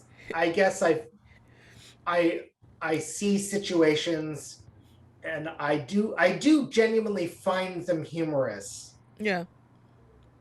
because it's what's there's this one I'm totally gonna butcher this, but there's this one Jewish phrase. Is Jewish phrase? It's not Yiddish. I don't know. There's this one Jewish saying that I know of. Uh huh. It goes along the following lines: "Man makes a plan, God laughs," Yeah, and I've heard that. it's well, at least for me, it's humorous. Yes. Um, God certainly has a sense of humor, if nothing else. yeah, Yeah. Um. but Yeah. That. I think that's where my anxiety laughter comes from because I do what makes me laugh is that I do see the absurdity of it, and Mm, that's what makes me laugh. um. Yeah. I find. You can find. I feel like you can find humor in anything, even the most horrific tragedies. You can find. Let's not Maybe. test that. Maybe not. Yeah. Okay. Never mind. Maybe that's going a little too far. Yeah. Well, as soon as you say that to a philosopher, they're going to come up with the worst instance and be like, "Are you going to laugh?" That is true. Um. Okay, maybe we'll do an encore. You could come back and we'll have a philosophy discussion on the most absurd things. We could do that. um, okay, so you're I'm sort of mapping out your whole evolution here. So you're trained as a classical violinist. You decide to give that up because of lifestyle. Uh, and it seems like a lot of your decision is based on lifestyle choices as well, because you decide not to, you know, go beyond or take your philosophy degree, your philosophy doctorate, in fact, and go into philosophy, was it whether it's teaching or something else, because of the limited choices that you may have in terms of like creating a lifestyle for yourself. So you Mm. decide to then go into law school because that will give you more choices in terms of where you can live, what kind of um, lifestyle you can have. Is that Yeah, about right? yeah. Yeah. I mean, Um, you got to live. yeah. You got to have a lifestyle. No. So my observation was that all those are very pragmatic decisions. Yeah. Yeah. So you're not just an artist; you are also very practical. So at what point did you decide that you want to continue your music? So were you doing anything musically while you were in college and all the way through doctorate? Nope. It's picked up songwriting and singing around the last 2 years of my graduate school work. Last 2 years of your postgraduate or your graduate Oh, master's or PhD work. PhD? Okay, Yeah. so this That's is shortly before you decide to go to law school. yes. Yeah, Yeah. that's right. Okay. So so you picked it up. Yeah. So what made you decide to go into songwriting and singing? I mean, some of it was I was dealing with nerves. I'd like presented at a philosophy conference and I was nervous. So I was like, well, I did like singing. I used to drive to work, to like teach um teach college students at the Ohio State University. And so going to work, I would always sing to the radio. Mm-hmm. except it was a little weird because like the radio would play, and then the singer would sing, and then I would sing what the singer sang, except like after the singer, and that's how I would learn to sing. Right, so you were I would just echoing. Yeah, I would just Yeah. like I'll just try and like imitate what they're doing. So I was singing a lot in the car, and so I think I decided that doing karaoke was a good way to Hmm. do that. So started doing karaoke a lot, moved from karaoke to performing, just going to jazz jam sessions, and because I knew my music theory, and it was easy for me to sing jazz standards with jazz musicians because I could write out my own chord charts and give them to them. I could sing in different keys. I could sight read music if they wanted me to. So I was going to jazz jam sessions and doing that. And then from there, I started going to open mics, um, singing jazz standards, and then saw other people that were writing music, writing their own songs. I was like, oh, well, I'll try and write my own songs. And Hmm. then that's how that got started. Hmm. So you really started this as a creative outlet more than anything else. So it's not like you had any intention to, oh, I'm going to be a singer-songwriter. Oh, yeah, no. Yeah. Yeah. Yeah, Because I wonder when that happened. yeah, when did that happen? I I don't know. I mean, I guess I think the first few songs that I wrote weren't great. I mean, they were interesting, but not great. And I think, well, it may have been when I was singing jazz standards. Because Mm. here's the thing, I'm a great jazz singer. I'm a great jazz singer because I'm a great classical musician, and their approaches are, as soloists, are very very similar.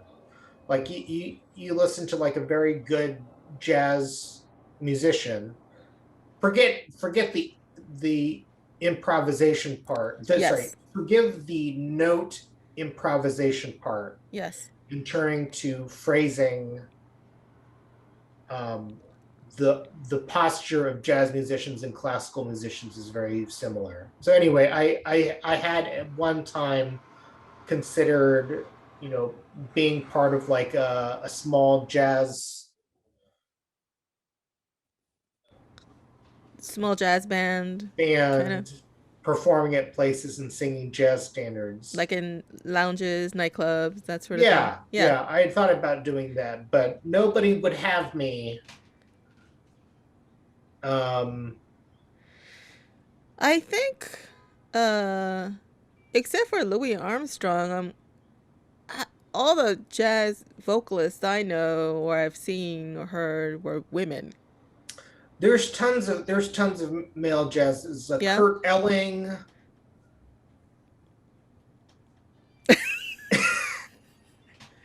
and so, there's some other people I'm sure. There actually was a guy in Columbus who's a moderately well-known male jazz singer. Hmm.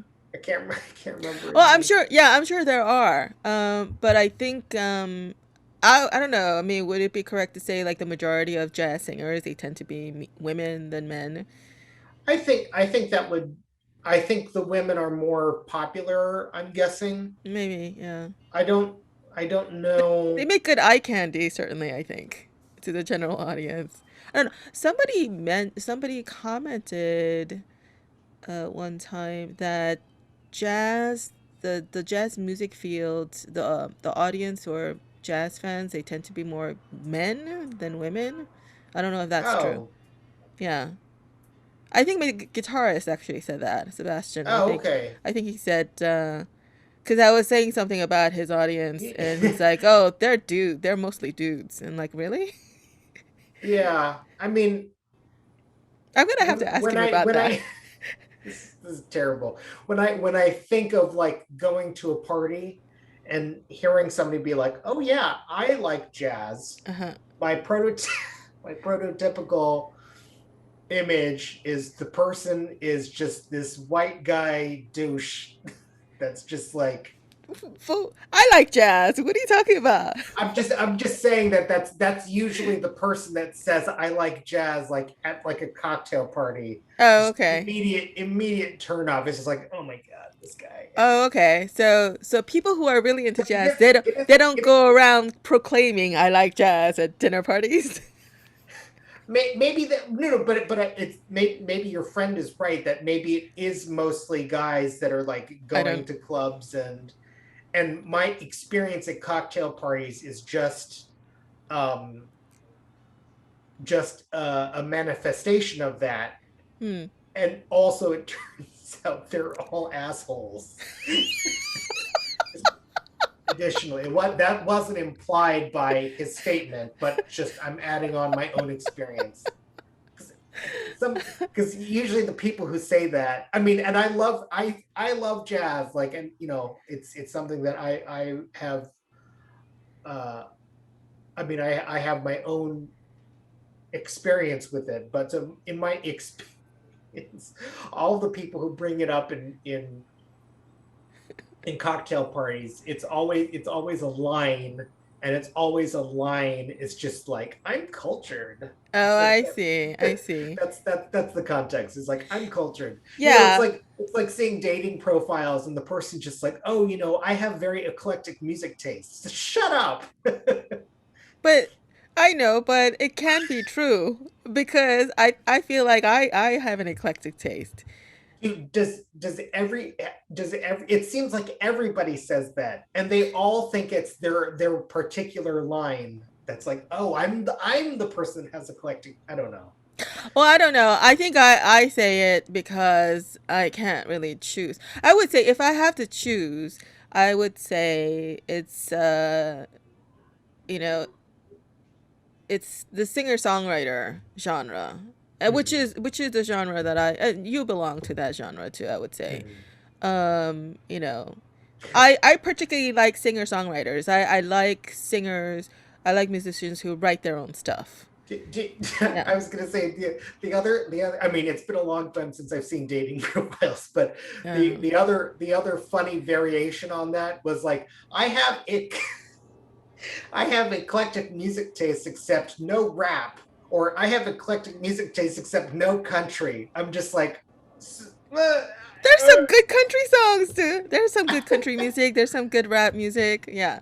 Although it just strikes me as just like an odd. it's a It just very strikes me as an odd. So it's like, so you don't have eclectic music tastes because you're very specific about you're not listening to certain things. yeah, the word eclectic is an affectation.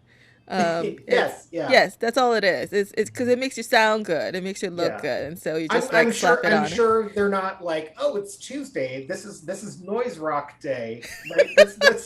That's not what they're doing. That's not what's happening.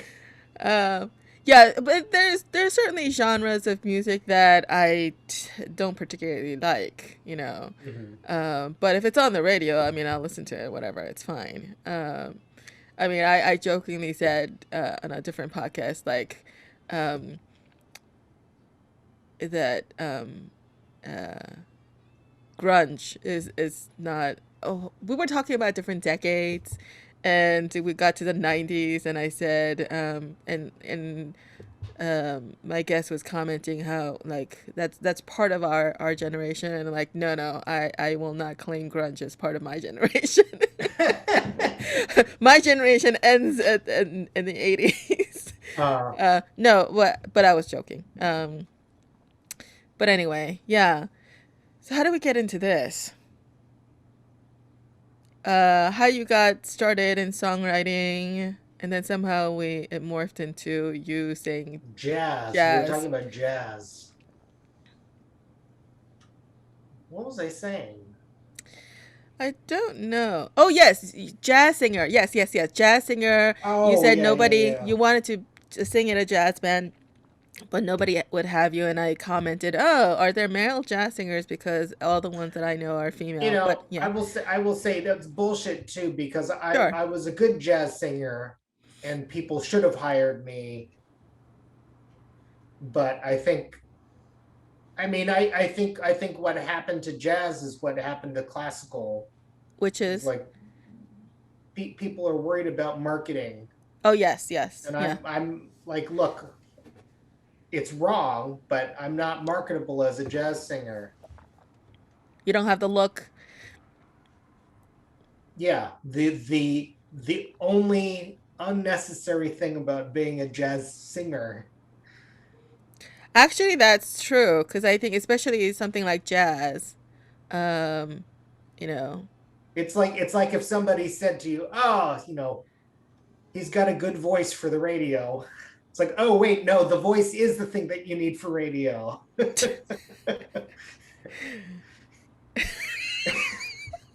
You've heard that phrase, right? I know, No, no, but no. Sorry. The original phrase is he's got a good face for face the for the radio. radio. Yeah, yeah, Right, yeah. right, right. Yeah.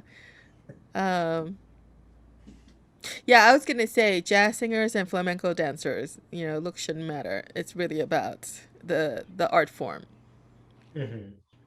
Um, yeah, but Well, why unfortunately, shouldn't I should be the face of jazz in Columbus? what That's what? So here's interesting. Though, so you go from singing jazz to eventually becoming a singer-songwriter, but you decide not to write jazz necessarily, but you go into more folk, indie folk area.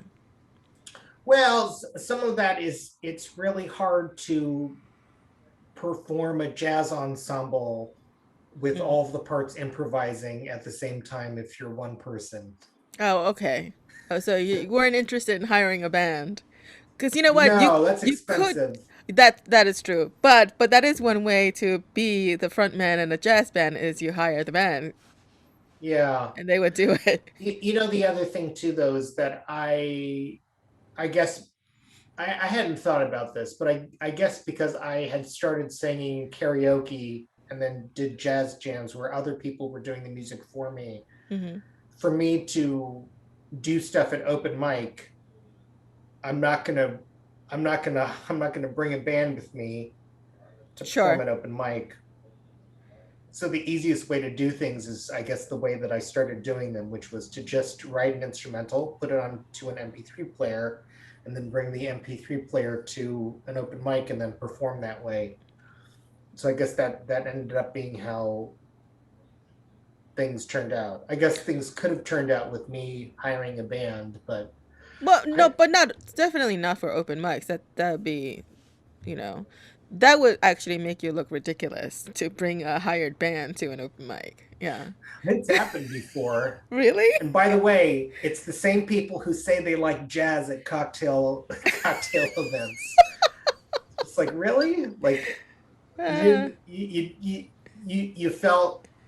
you felt like you needed to have the applause. You felt like you needed to have the applause, and you were suspicious enough that the existing audience would not applaud. So you brought you brought the band, and when they bring the band, they always bring like groupies with them. So it's like eh, so then that's funny. the groupies were there. Oh, no, no, I take all that back. The other the other times where a band has come in where it's legitimate is where a band is touring and they will drop in on the open mic to be like, "Hey, we're doing a show here tomorrow. Yeah, that's different. Yeah. We're dropping by, you know, this is, you know, we're from another city." That's legitimate. Yeah, yeah. That would be the only time when it is. Yeah. Um, The yeah. people coming in as a band, oh my, the people coming in as a band and then like bringing their groupies with them, that's some BS. I was at this one open mic in at this one bar in the city called the West. It's in Brooklyn. Uh-huh. And there were these guys that came in. They were like doing like a small form band performance, and the guy started singing this song, which I never heard. I was like, oh, hey, that's a pretty good song, like kind of fun lyrics. And I looked up the lyrics, and it was some other unknown band, and like definitely in another state, who was not the same person. And Wow. this guy, not only did he bring the groupies and the band in to perform, he was pretending that this was his own work, and he was stealing the work of another unknown musician and passing it off, making him seem like Wow. he was, that was the ultimate, like, what? See, I don't get that. I mean, I do get it. I do get why people do that. But as an artist, it's like to steal somebody else's work, that just kind of like, you know, like if it's not mine, like then how could I just say that I'm an artist? And, well, and it's, I would, I would at least see within the realm of like comprehensibility, like if somebody was doing it to like become famous somehow, Right. So I would be then, like, still very wrong, but like I understand like the logic, but yeah, I'm like, this is an open mic, like nobody cares nobody here. cares. No, nobody Like, cares. and you're gonna steal this other singer-songwriter stuff and then pass it off as your own. I Like, mean, plenty of people do covers in open mics too. So like it doesn't really matter, you know. Um I don't know. yeah, but people will say it's a cover. Right, And you exactly. know, That's what I mean. you're not gonna be like, and here's my new song. It's called Creep by Radiohead that I wrote. Like, nobody, people know the song. Like, that's not fooling anybody. But that's what made this so sinister, is that he intentionally took like what he thought was a really obscure song that Hmm. some writer in some other state, far away, had written. And I guess he thought that nobody would look it up, or maybe he thought that the other artist hadn't printed the lyrics out on the internet, because I So, just Googled yeah. them. I know. So, here's a lesson to all the musicians if you're listening is, if you have songs, make it available on the internet somewhere, like, put your lyrics out there so if somebody steals your work, there's your proof. Well, I mean, what's the other guy gonna say? What do you He's mean? so this other writer, who's, let's say he's in Arkansas. Let's say I call him up and I'm like, hey, there's this guy at this open mic who's singing your song, except he's not you. And he's like, well, do I get any money out of it? No. Right. Like, oh, Right. well, I mean, But he sounds like an asshole, but somebody stealing his work. Yeah, I don't know. I don't know. Yeah. I mean, Um I what I should have done is I should have like moved around to several places in the audience to be like, that's not your song. Hey, is he stealing somebody's song? or just record it and then put it out there on social media. No. Nah. Yeah. You know what? Yeah, all that kind of calling out and all that stuff, it's kind of stupid. But whatever. Well, here's the thing. I mean, I kind of believe like you reap what you sow. So if this is his MO and he goes around stealing other people's stuff, I doubt he's going to get very far. And even if he does, it's going to come back to bite him somehow. So, anyway, that's sort of my consolation. Maybe he's gonna die I maybe COVID got him. I don't know. Oh, that's terrible. That's such a terrible thing to say. too soon. We're not. It's not even over. We can't. I know. I know. Terrible. Talk about inappropriate. But, we could laugh about it, right? No? No? Okay, never mind. Anyway, okay, going back to you. Um, let's see. So you started so at some point as you were singing jazz, you decided I'm going to start writing my own stuff. Yeah. And this is like a couple of years before you finish your doctorate. Yeah. Okay. And then which then you continue. Yeah. Um yeah.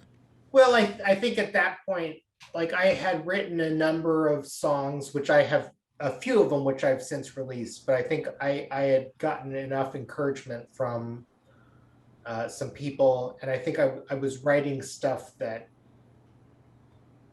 at least from my understanding, I was like, hey, like I'm writing good work that I could do some interesting stuff with that I think people would be interested in. And I think at that time um, I had become acquainted with one of the people who runs a label, which is the label that I'm on now, Anyway Records. I'd become acquainted with the manager for that, um, and was like, hey, like people are responding well, and they seem to be there's always the, like, bring your family and friends out to like a show, and they'll clap no matter what. But I was getting what it sounded like people were genuinely responding in a positive way to the stuff that I was doing, and so I thought, oh, I'm going to continue doing this. I think at the time I think I also understood that in like American music, just aren't that many Asian American singer-songwriters. Yeah. There's more Um, now, but yeah. yeah, there's some more now, but even as a percentage, it's vanishingly small. Hmm. And so it was something that I was interested in doing, and I think by that time I had written like a number of things that I was like, you know what, like I feel like I think in the way that I understood like my violin playing as being like I was a good violinist, and I saw and understood the artistic merit of what I was doing. I think I started to see that in my songwriting. And so it was something that I wanted to continue pursuing because it was a very fulfilling act for me to write music. Yeah, no, that Um, definitely. Yeah. So what's your process like?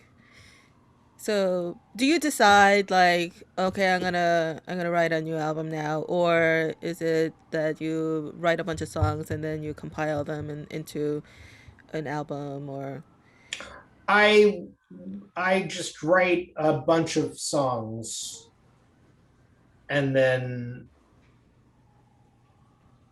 we'll see if how they may form together. Mhm. I mean, like I still have, I'm sure, at least 50 songs that are unreleased that may make their way onto a record. Um, Um so but 50 completed songs. yeah, Okay. yeah, Yeah. yeah. I mean, I think I've had 120. Not all of those are great. Some of those are definitely not fantastic, but um, there's a lot of work there, and you know whether something will go on an album, I don't necessarily think about that sort of when I'm writing. I'm doing that a little bit more now, but even now the way that that works is I'll find like a group of songs that I think fit into some theme that I find to be particularly interesting, or maybe something that I don't see other songwriters really writing about. And so it gives me an opportunity to be like, hey, I can put together an album in this theme that um, speaks to something unique that might have like a good place um, in the marketplace, and that I think Mhm. people would be interested to hear about. But and then from there, I might start to try and write a few things to try and like fill out the record. Um, so it can be a combination of both Mhm. the intentional and unintentional stuff. But I mean, like a lot of songs, I'll just kind of, I think I'll just be walking around, like I'll be hit with sometimes, especially when I'm walking, I'll be Yeah. walking and I'll like have like a melody pop into my head and like some lyrics and be like, okay, I'll have to I'll have to write that down. Sometimes I don't write it down and it's just lost forever. But Oh, I hate that. I hate when that happens. yeah, so it's good to get like a sound recorder or Oh, some like yeah. notation. Yeah, yeah. So, I mean, you have your phone on you all the time. I mean, people in general these days. So, yeah. So I have like little bits of voice recordings, Yeah. ton of them, and then I listen to it later and I'm like, oh, this is crap. At the time, at the time it sounded, I was like, this is a brilliant phrasing, brilliant idea. And then uh, I listened to it later and it's like, oh, whatever. But then, Keep it because oh, of course. yeah, sometimes I've done the same thing where I thought, oh, this is crap, and then like a week later I'll be like, oh, okay, Yeah, I think I see what I was going for. yeah. One of the songs I'm working on my second album. I'm still only on my second album, but anyway. You know how many people haven't even like written one? Yeah. Um, but the music for that song I wrote back in 2012. Had no idea for the lyrics. I just wrote the music and I was like, okay, I guess this will become a full song at some point. And then it wasn't Mm-hmm. until what was it, early last year, shortly before COVID hit, I put the lyrics to it. Oh no, no, actually it was late 2018. Mm-hmm. No, when was COVID? 2020. 2020, March, Oh, mid-March 2020. okay. We're almost at 1 year. Yeah. So it was late 2019. That's when I finished the song. So yeah. No, don't definitely don't throw anything away, even if you Yeah, think it's crap. Yeah, because it may turn into something later. Yeah. you may end up taking it in a different direction. I've had a lot of songs where I thought it would go one way, didn't work out, and just kind of did some problem solving and was like, oh, well, now this is a song about this, Yeah. or this is what I've done with the B section, something completely different, but you know, Yeah. I mean, so much songwriting is problem solving because Hmm. you have something,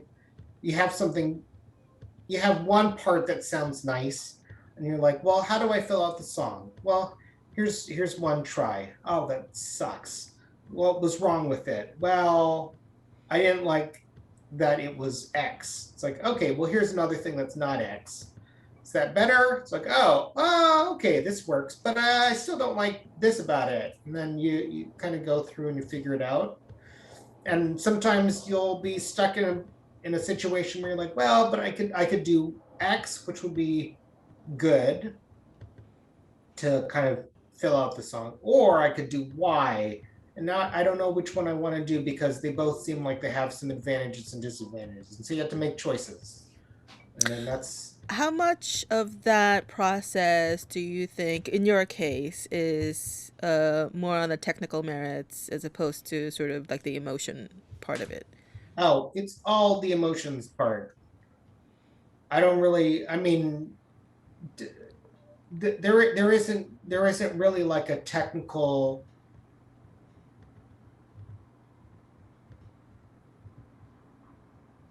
I mean, what matters in the end is like how it feels sort of when you listen to it, or at Mm, least the impressions that you get from listening to it, and that the technical stuff on its own isn't going to solve that mm. without. So it's, I mean, that's why you need to write it and then record it, see how you feel when you listen to it. Then be like, oh, I mean, there's a technical aspect that can help you to try and like, you know, um, figure out problem solving, but those are just like rules of thumb that are wrong like half the time. Yeah. So you can try them out, but like maybe it doesn't work, or um yeah.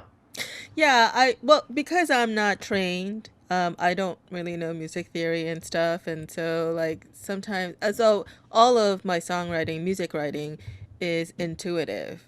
So I'll write something, and you know, doesn't sound right. Or I don't know why.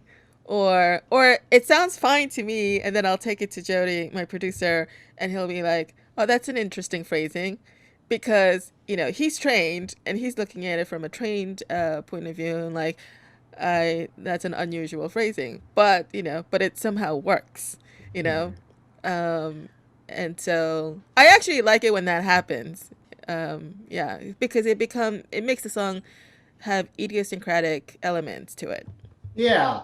Well, and I will say the one thing that music theory is good for is just if you I think it's kind of like doing things automatically. I Mm-hmm. think in general you will find that there are certain patterns that you run into that you kind of do just generally because like you're a person, everybody has like their patterns that they go through. Yeah. And I think the one thing that music theory or having some additional training can help with is that if you are doing something like that is like your go-to that you keep doing, if you have music theory, it's easier for you to become aware of the patterns that you fall into, Ah, and yes. understanding the patterns that you fall into helps to give you some freedom in being able to choose to do otherwise. That's a very good point, actually. But I would say you could probably become aware of those patterns that you fall into over time, even if you don't know the particular music theories. Like if you're, yeah, Yeah, if you're so, yeah, I think that can be the case, but it certainly can help get you there a lot faster. sure, yeah, Having some kind of, and again, it doesn't need to be any particular music theory. It's just developing a language for like analyzing what you're doing. right, Sometimes it can help give you um some freedom as a writer. But I don't think right, I don't think it's that, but I mean that's why you go to your producer sometimes to get feedback that yeah. of that sort. Yeah, there's actually two of my songs. They sound very different. They're in different keys, different tempos, different emotion. But it wasn't until I later analyzed it that the first couple of bars, the melody is exactly the same. well It's there a, well there you go. they're because they were in different keys. I didn't notice it, but Uh-huh. if I put both songs in the same key, it's the exact same notes in the first couple of bars of the melody. It's Well, funny. sometimes that's called a motif. So maybe you're not repetitive. You're just introducing like an extended motif that goes into um, that I will say, joking aside, like that can be an interesting thing. I have a few motifs in my records that if you're listening carefully enough, you'll be like, oh, he put that melody in like in a different like inverted way in this other Mm. song. You do have a very unique style of singing. Your vocalization, the first time I heard you perform, I felt or heard, uh, like a thread of the old Korean folk singing style. And I don't know. Ah, Yeah, that's interesting. right? No? I You can see think? that. Yeah, a little Yeah, I bit. mean, because it's very loud, right? Um, it's very loud and meant to project, so there is that. I But you I'm you also do a lot of the I don't know if you would call it the not it's not a vibrato. It's but you do interesting things with your vocals, especially uh as you like the way you there's like end each. arpeggiating. Yes, that's Okay. arpeggiating and stuff, and throughout your phrasing. Yeah, Oh, that's interesting. Yeah, I do have a a, a funny story. Is so I had my one violin teacher from Juilliard and the Cincinnati Conservatory of Music. He randomly, I don't know how he heard about it, but he must visit New York City every once in a while. But he came to one of my shows. I was totally like surprised. It was like, oh my gosh, hi. So you He didn't came, invite him. He just kind of looked you up. That's just looked amazing. me up and came to my show. The sound apparently was too loud with him because he had his hands over his ears for most of it. I mean, he could still hear because it was, I guess, so loud. Although Yeah. pianos is such they crank the volume up so much there. But anyway, the comment that he made was that he said that my vibrato, which a lot of people will be like, oh, it sounds soulful, and they'll trace the origins there. But he said that my vibrato was he recognized my vibrato from when I was playing the violin, Ah, interesting. and I was like, that is interesting. I mean, and I think every violinist has like a distinctive approach in terms of vibrato and so the way that they approach notes, but he was like he recognized it from then, and I Hmm. was like, that's very perceptive. And I think probably, yeah, no, I think that's about right. Yeah. I could see that. So yes, especially like the ends of each phrasing where you do that. Um, but I think the Korean folk singing, I think, maybe comes more the sort of the beginning of each phrase. Um, I think there's a shouty aspect to it, right? well, it's not just, well, the Korean folk singing. I don't know if people are listening, if you're familiar with Korean folk singing, but I, I mean, it's more of a wail than a shout, I think. Kind of like Okay. a Yeah, widow's wail kind of thing. yeah, I know Yes. what you're talking Yeah, about. yeah. So if you're from the Italian, culture, like the, Italian funeral widow's wail kind of. I'm not saying it sounds like that. There's a sort of an element of that. Or I think it's maybe in the Gaelic culture there are these like uh, maybe Gaelic songs also have a little bit of that too, I think.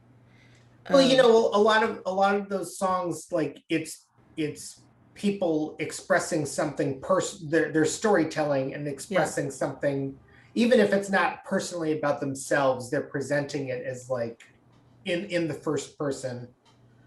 And I guess there's an aspect of, I mean, there is, I am a folk singer songwriter. Yeah, I am. definitely.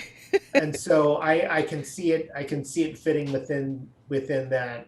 I'm gonna have to take a listen again at some point. I haven't Yeah. heard Korean folk singing in a while. Well, I guess maybe that's just my point of reference, because I've But never quite heard anyone vocalize the way you do. I mean, when So, you yeah. say it, Yeah. it pings on something in my brain. So I think you're saying something that has a fair element of truth to it. Yeah.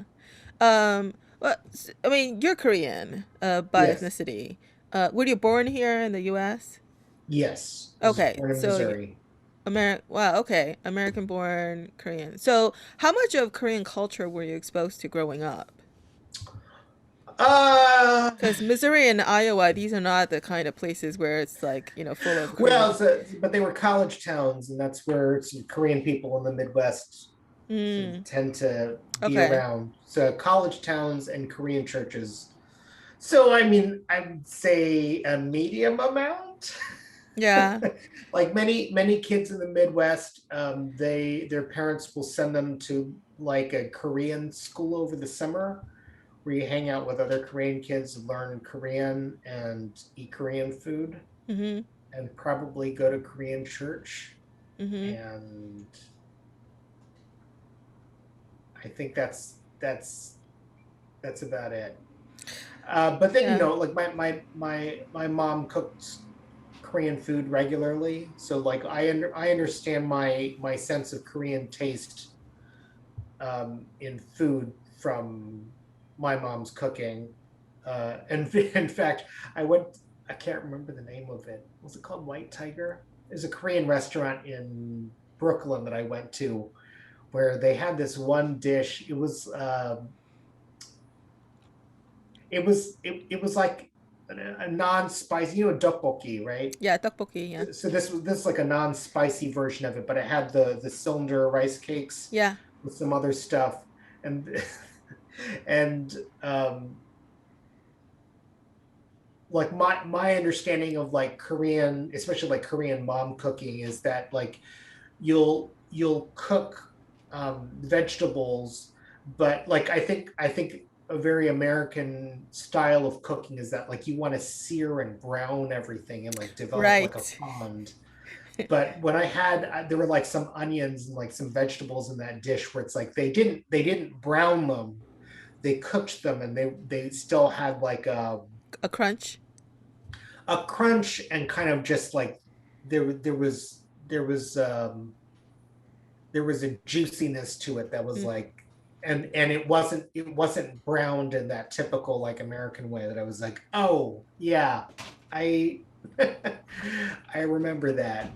Yeah, I noticed that difference when my mother does stir fry and when I do stir fry.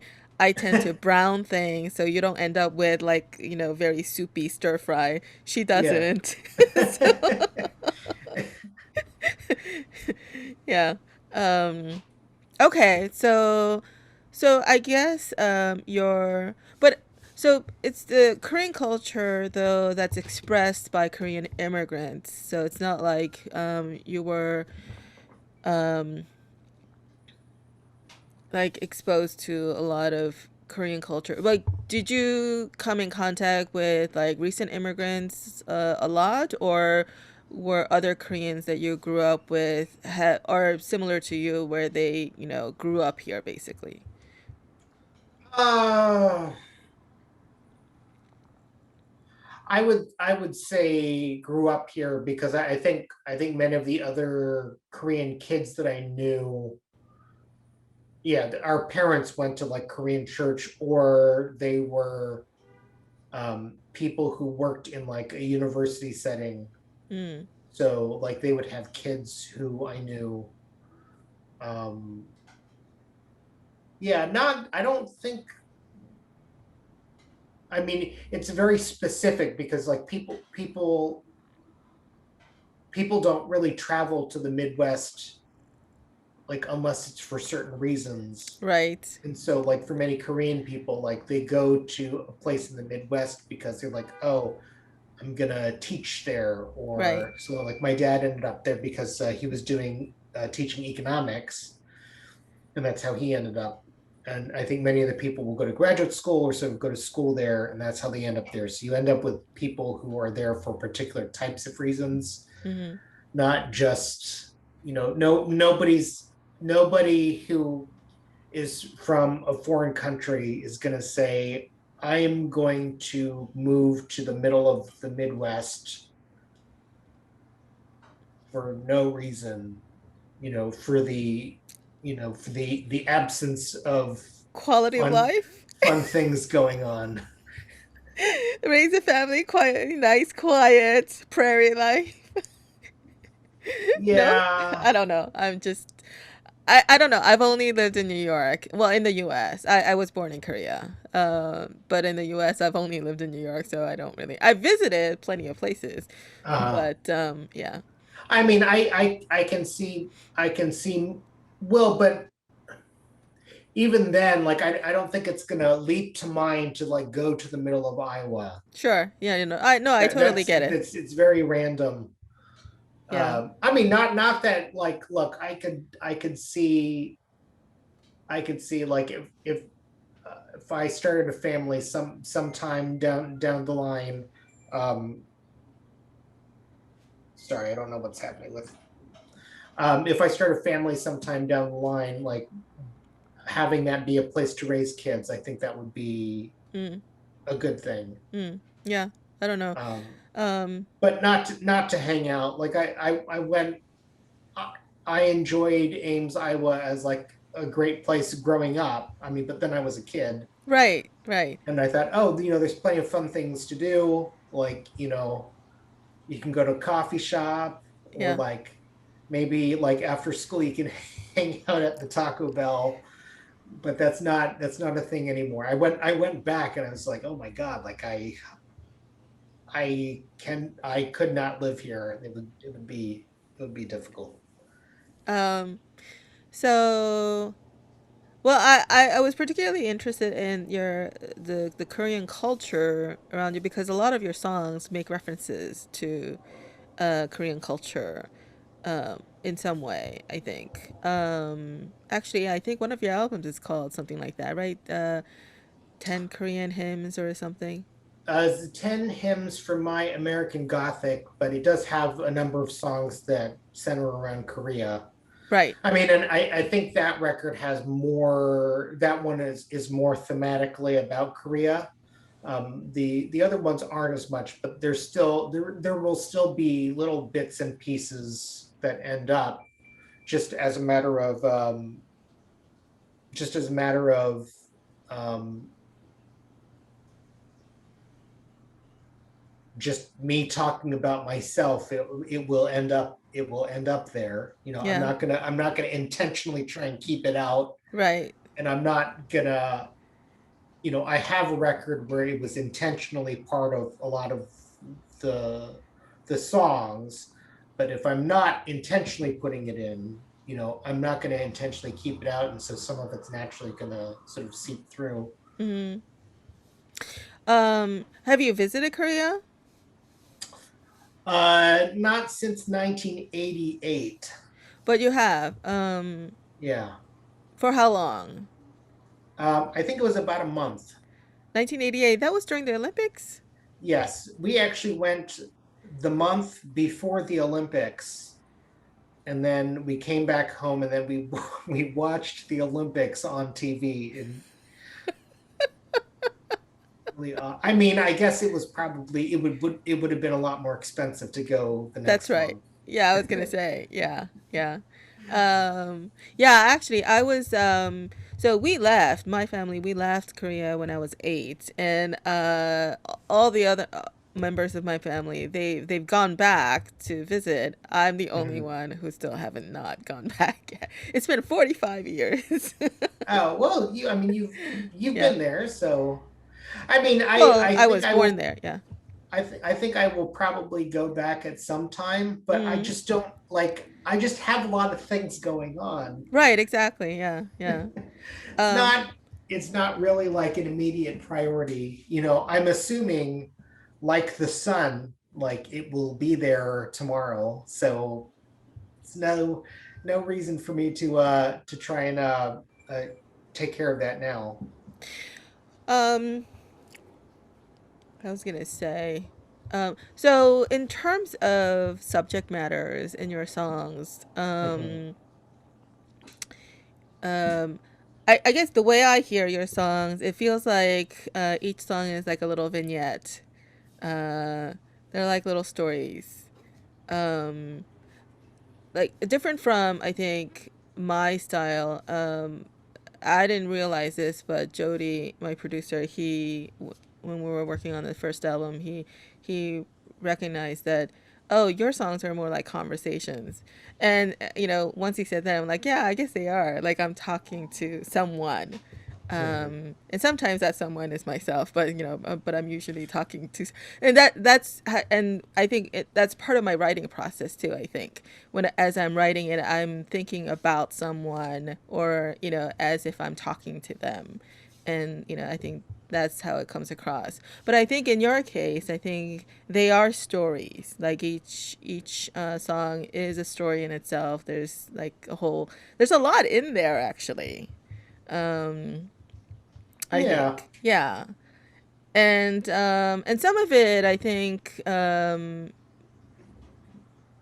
like, um, would you say a lot of it is? But some of the songs are definitely, you could tell you're talking about yourself, or it's autobiographical. And some songs are more sort of social commentary type of, yeah.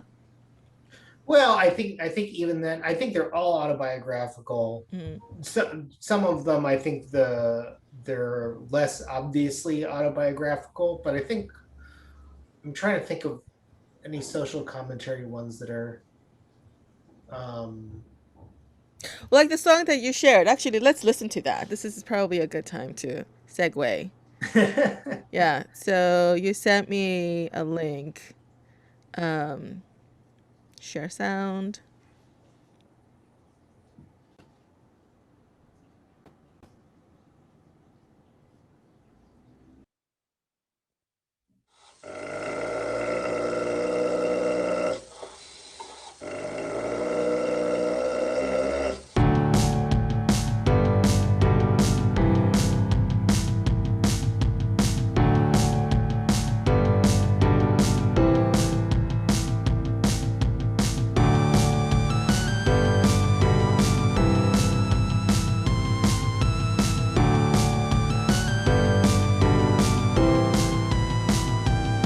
Had a rancho mile by the water tower. Had a station wagon, cardboard childhood. Then gotta turn the AC to the rafters, boy. Gotta turn the heater down to the floor. We never had real nice things then, yeah. Hand-me-down clothes and big jar peanut butter. She grew up in a war zone then, with her army base too, and her rations in tins. Hey!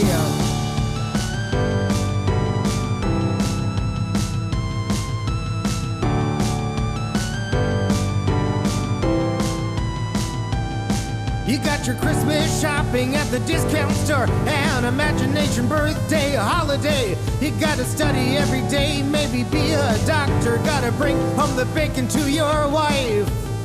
We never got Air Jordans back then, yeah. Homemade fast food, burgers on white bread. She says it's better than the real thing, yeah. But I know it's not the real thing, she knows. I know you gotta save every penny and dime. You gotta save every minute and hour. You gotta scream like a woman on the verge of a nervous breakdown. You gotta save every dollar and cent. You gotta save every hour and day. You gotta shout like a goddamn revolutionary. Hey!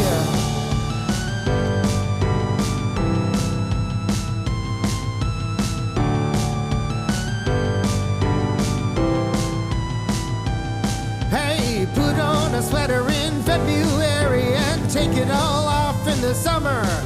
Yeah, frozen canned orange juice, powder lemonade, and margarine tastes like butter. We never had a real nice car then, yeah. Boxcar, Lumina, Datsun in the old days. She says it's better than the real thing, boy. But I know it's not the real thing. I know, she knows. You gotta save every penny and dime. You gotta save every minute and hour.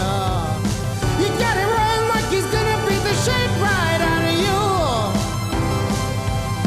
You gotta save every dollar and cent. You gotta save every hour and day. You gotta scream like a goddamn revolutionary. Hey!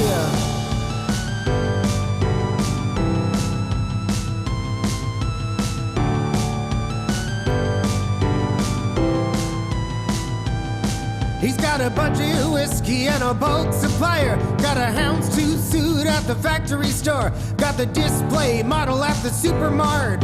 Got the bruise box discount vegetables. She's got a coupon book for the end of time. Got her 3 kids yelling in the backseat now. She says it's better than the real thing, boy. But I know it's not the real thing, she knows. I know you gotta save every penny and dime. You gotta save every minute and hour. You gotta work for the money like your boss is a mercenary. You gotta save every dollar and cent. You gotta save every hour and day. You gotta yell like a goddamn revolutionary. Hey!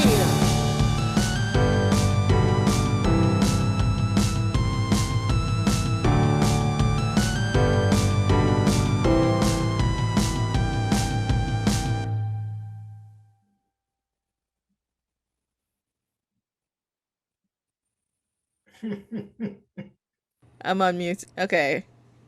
So yeah, that there's a lot going on there. There's so Well, no, yeah, I was going to say, so the song itself isn't the song itself isn't political, or at least it wasn't intended to be. That was just me talking about growing up, because yeah, I mean, a lot of those are real anecdotes. But I think in the context when I decided to make the video, like the Democratic Socialists, like that is a movement that does focus on things um, like people that are scraping by and trying to make sure that ends meet. And I think that's an experience that a lot of people, especially now, sort of have to go through. So like it did end up in a way intersecting with a political theme that was the subject of the video. But yeah. yeah. Well, maybe your song isn't political necessarily. I would say there's, a tinge of social commentary there at least. I mean, you use the words like revolutionary and things like that. So it does conjure up certain, imagery and feelings, when Mm-hmm. people are listening. So otherwise you would just be, you Although would, at the time though that was an ironic use of revolutionary. I see. I was just being like, you have to be a revolutionary to really just like, you gotta like put the time in to just make sure that you make money and like save money, and be sort of resourceful or ingenious about doing that, and coming up with your own solutions to try and deal with shit. um And yeah, I mean, that it was meant more as an right. ironic comment, but then I guess I reappropriated that in a non-ironic sense for the video to Yeah. make it more literal. Well, no, but even in the ironic sense, I still feel like it is a kind of a social commentary that you got to do all those things, and even as an ironic revolutionary, like that itself, Mm-hmm. like doing all those things itself is a revolutionary act. You know, Mm-hmm. I don't know if that's how you meant it. Yeah, Yeah, yeah. yeah, but yeah, yeah, cool. Uh, so where do you get your ideas, your inspiration, like when do you decide like, oh, this could make a good song? I think it's just a matter of, I mean, I guess it's just you sort of walk around, like the hooks will sort of come and whatnot, but it's just a matter of, is it writing or commenting about something um that is like an interesting story, or an interesting like angle at something that sort of people don't necessarily write about. Mm-hmm. um Hmm. I mean, I think that song's a little bit, I mean, I guess there are songs that are written about sort of the idea um of going through, broadly sort of having less than for some period of time. Right.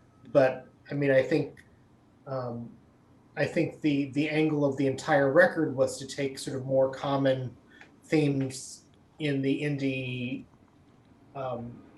sphere, and sort of breathing some new life into them, sort of writing about things in a more vivid way, um, being a little more, having a little bit more ingenuity with the lyrics.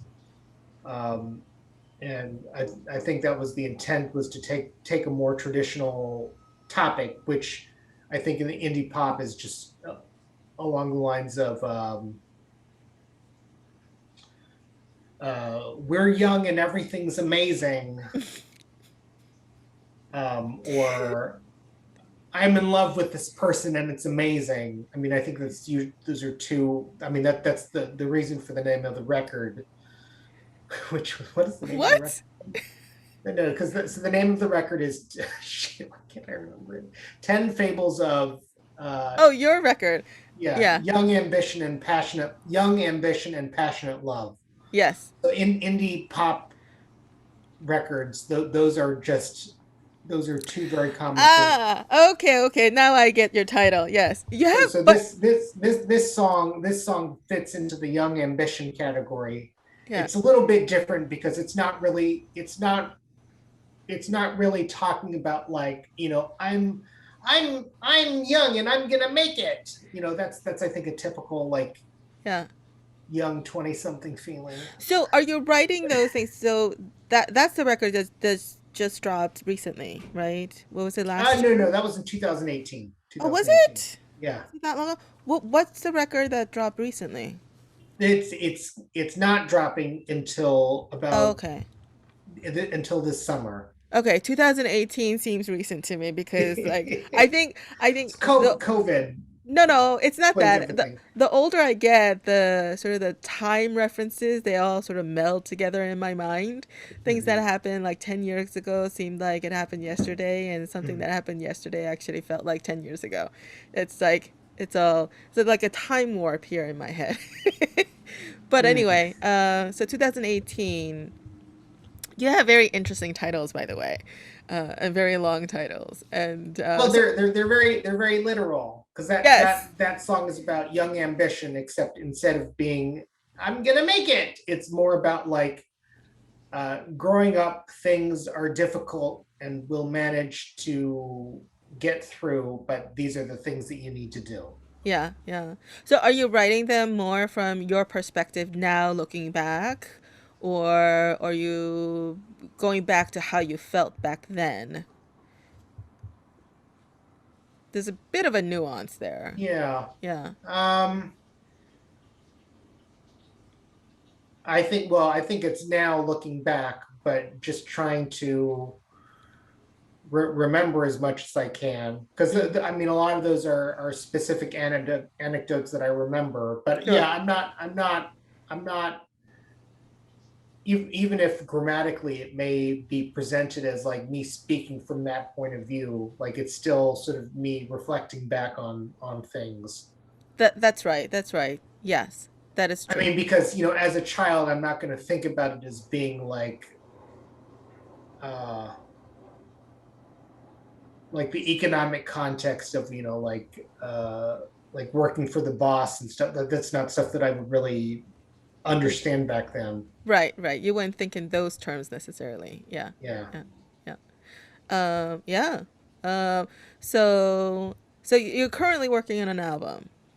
Yes, Is there a title for the album yet? there is, but I'm holding off on too many specifics Okay. Is there? until there's a formal album release, which will be happening soonish. Okay. Yeah. Like in the next few months, soon. Oh yeah. Oh, Next few okay. months easily. Yeah. Oh, Oh, okay. we may be hearing something next month, but in order to plan like a proper album release, like you've got to like schedule things in advance and figure out how to put things out. So Um, yeah, let's talk about that a little bit because like the album that I released it independently. I just like pushed it out there through CD Baby, mhm. and yeah, so I didn't go through a label or anything. So what is that process like? Well, so I would say so the release process is kind of independent of like you can go through a release process independent of a label. In fact, I think even if you release an album on your own, like there's still a lot of things that you can do to kind of like move things along in a direction to help get you um, more exposure for it. But like for me, at least right now the planning process is like up to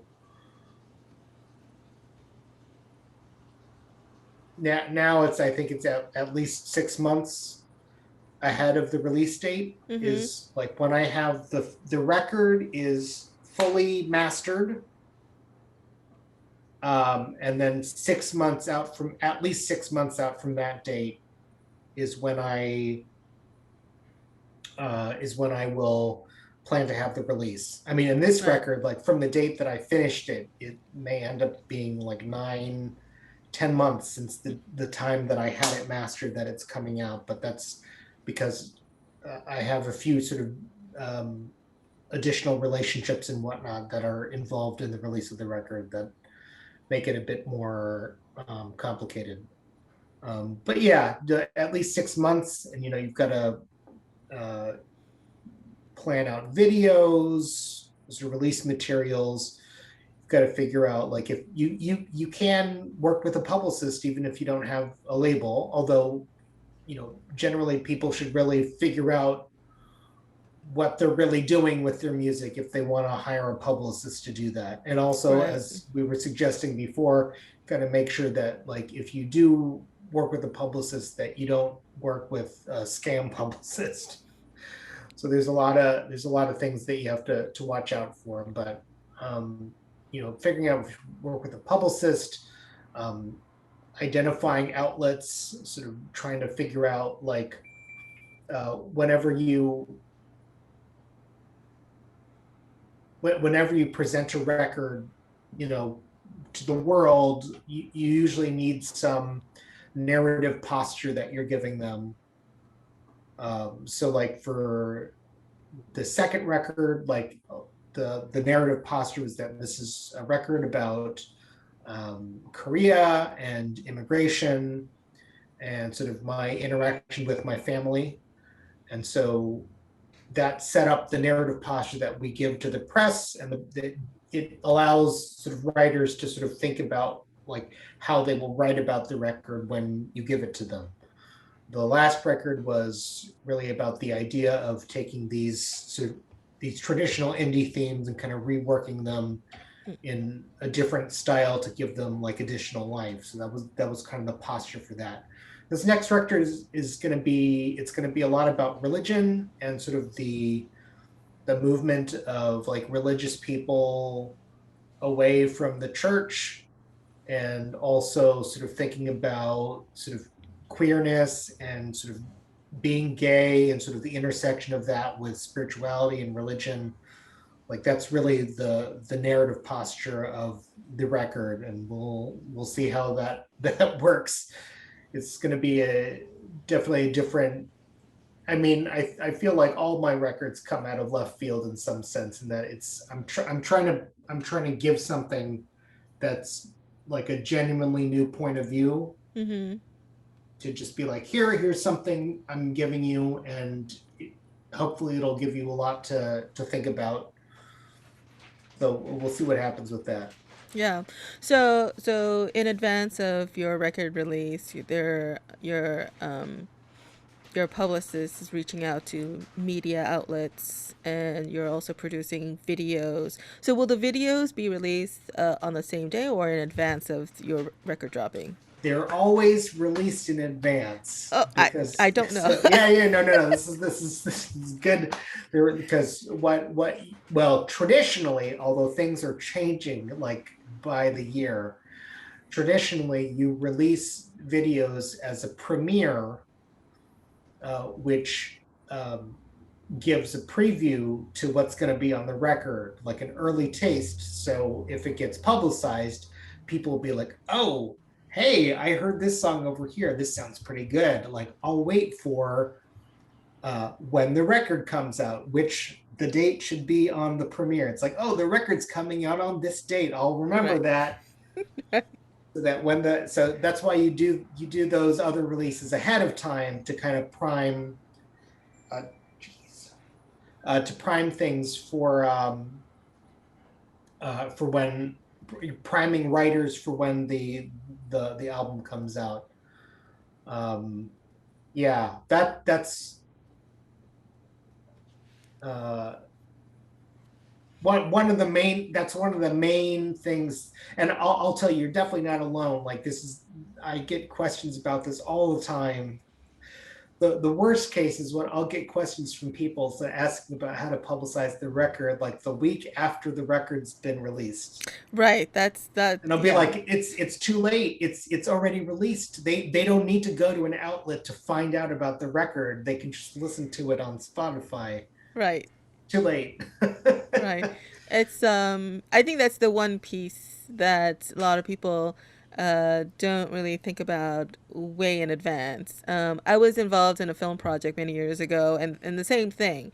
It was a short film, and you should be thinking about marketing as you are filming it, and thinking about, in addition to filming the main piece, but also doing like behind the scenes footage and this and that, interviews, different things, and all that stuff. So by the time the film is done, and ready to release, that you have a lot of these things put in place to promote. Yeah, I would imagine that's the same thing with record releases too. Well, the film thing sounds even more complicated because I can at least Yeah. make the video whole cloth after the record is complete. You can't do the making of the film like it's like, oh, the film's done, now let's turn to the making of the film. It's like, no, Doesn't work that. we don't have a time machine, we can't, it's too late. Doesn't work that way. Yeah. So I actually, when I go to Jody's studio to record stuff, but I haven't since the lockdown started. But I've been taking footage of those recording sessions to maybe like use down the road, for marketing, or just ancillary material, just to put it on my YouTube or something. So okay, so you have music videos, and then you have media outlets talking about your album in advance of the release, right? Yes. Yeah, in advance of the release, with the release date and all that stuff. So what other events do you like schedule around your release? I mean, any events you can get. Oh, okay. I mean, because the how do I say this? Like, But music writers are not starved for like opportunities to like write about musicians. They're just slammed with them. They got so many people, it's like requesting them to write about anything and everything. And so any request that I could try and make, to get some publicity for a record, there's it's definitely not a guarantee, and in many cases there's a very low probability that I will even get a response back. mm-hmm. So it's just a matter of like just coming up with ideas to try and pitch some place to write about something, and um, and then if they bite, then that's something to plan for. Or if you're working with the publicist will be doing a lot of that work, to try and find, and look, there's a lot of great publicists too, and they're all pitching writers, asking them to write about stuff, and say, the writers is just they got to pick and choose. And so it's really just a matter of, I will do what I can get for publicity. So do you do like album release shows? I mean, I did do an album release show for, I guess, all of the last 3 records. I don't perform live as much. I mean, especially during COVID, but even before that, I wasn't performing live that much. Oh, I went to one of them, the 2018 album. That's, yeah. You performed in Brooklyn, right? Yes. Yes. Yeah. Yes, I went to that one. Wow, that was in 2018. Okay. And I don't do that much performing. I mean, I don't understand. I think a lot of stuff that's happening online with marketing and publicity, I think a lot of it's starting to put into question sort of what the what the marketing value is of doing live shows. I think Mm-hmm. I think it's important to perform live, especially at the very least, to just like you know, keep everything like running and making sure like, you can still do a live show at the very least. Um, but I mean, I know a lot of bands that they will perform like several shows in a month, Mm-hmm. and I'm just like, why? Like, what are you getting out of that? I think Um, they enjoy it. I think there is something about performing in front of a live audience. there Yeah, is, but um, especially when the expectation for a lot of live performance is that the performer is going to bring a lot of the audience.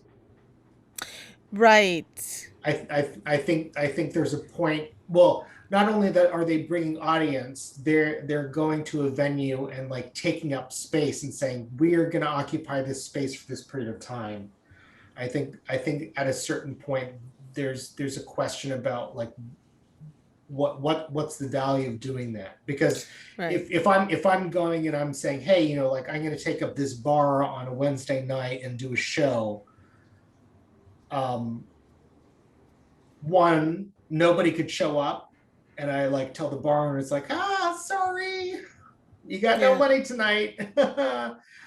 Or two, like I'm talking to all of my friends and being like, hey, just like a small ask, could you like come to these regularly scheduled events that I have designed for my own benefit, Right. Right. where I'm asking you to like buy your own drinks like Right. every 2 weeks. Can you please do that? Well, that's a That's like lot, actually. it's it's I it's a big I ask. think it works if you have a large fan base already in the different markets where you're performing.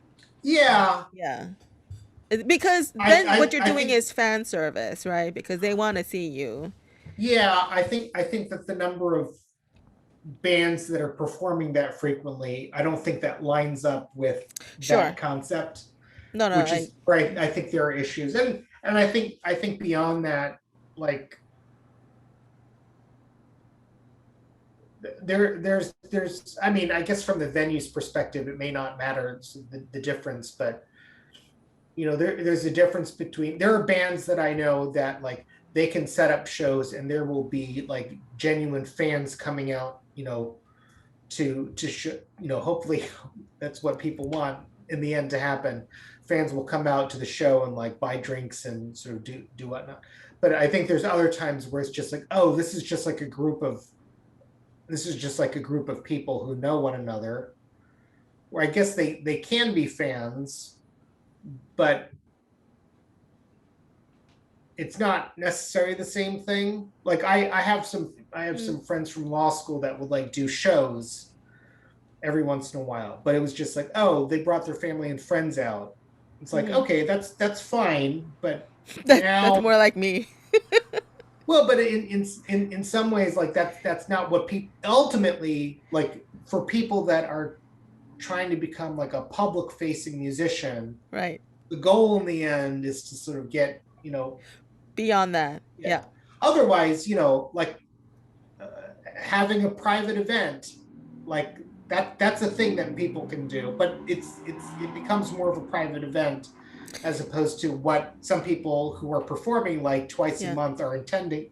They're intending, like the thought process, and I know this because I've talked to these people, the thought process that they're going to keep performing out and like they're going to keep getting exposure, and eventually, like forward a year, like, oh, they'll have a big audience that's coming out to everything all the time. Right. That I think that works if the venue itself has uh you know, a big like return customers. Like something like the Bitter End, which is it's a old New York rock music institution where I don't know about now, but back in the day, anyone who's anyone has gone through that venue, when they're starting out.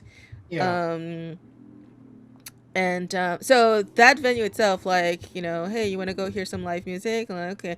I mean, I used to go there all the time for a while, Mhm. just because I like checking out who's, like I would have no idea who's playing. I'll just go and have come across some very interesting and talented people as a result. In fact, there was one show I went specifically to see one band, but I got there early and saw the band that performed before them, and I ended up becoming a more loyal follower to the band that I happened to catch because I went there early.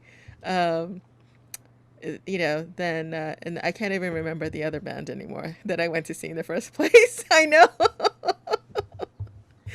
But yeah, so I think a venue that has, people just coming and checking things out, I think it can work. But I don't know how many of those places actually exist anymore. Not many. Yeah. Yeah. Same Yeah. thing like open mics too. Like I missed I didn't do open mics for that long. I only did it for a few months. Like this is early 2000s, when I was first starting to write songs. But there was a pretty good range of and different types of open mic venues back then. Now it's really hard to find. I think they're all in Brooklyn now. There's a few that are in Manhattan. Like I know. I mean, Sidewalk Very few. Sure. disappeared, Uh, are they? They're not closed. doing it anymore, right? So there was a portion that moved to a bar called, it wasn't called Gran Torino. That's the name of a Clint Eastwood movie, but it's called something similar to that. And I Yeah, don't know what happened after that. There was Cafe Vivaldi closed, they closed a while and ago. Yeah. that group though, did move over to another bar called Cowgirl, Hmm. in which is in the west west village, west-ish. um Although I think it isn't as much of a regular thing as, because both of those used to be like a weekly thing. Right. There's the Under St. Mark's Theater, which is more East Village, and that one, I don't know what's happened with that. Although that one was also, there was a little bit slightly different crowd, because I think it also incorporated some of the off Broadway crowd, I'm guessing. And Brooklyn, I mean, a Yeah, lot of there are a open few. mics in general are closing. So Yeah, I don't know. I just have a very fond memory of open mics back when I did it. And you go to enough of them, you kind of see the same people too. mm, Um, and then you kind of like develop friendships and stuff. But yeah, even back then, Sidewalk Cafe was a much more serious of an open mic than some of the other open mics. I mean, you have some open mics where like these dive bars and like it was great though because the atmosphere is like really friendly and very laid back.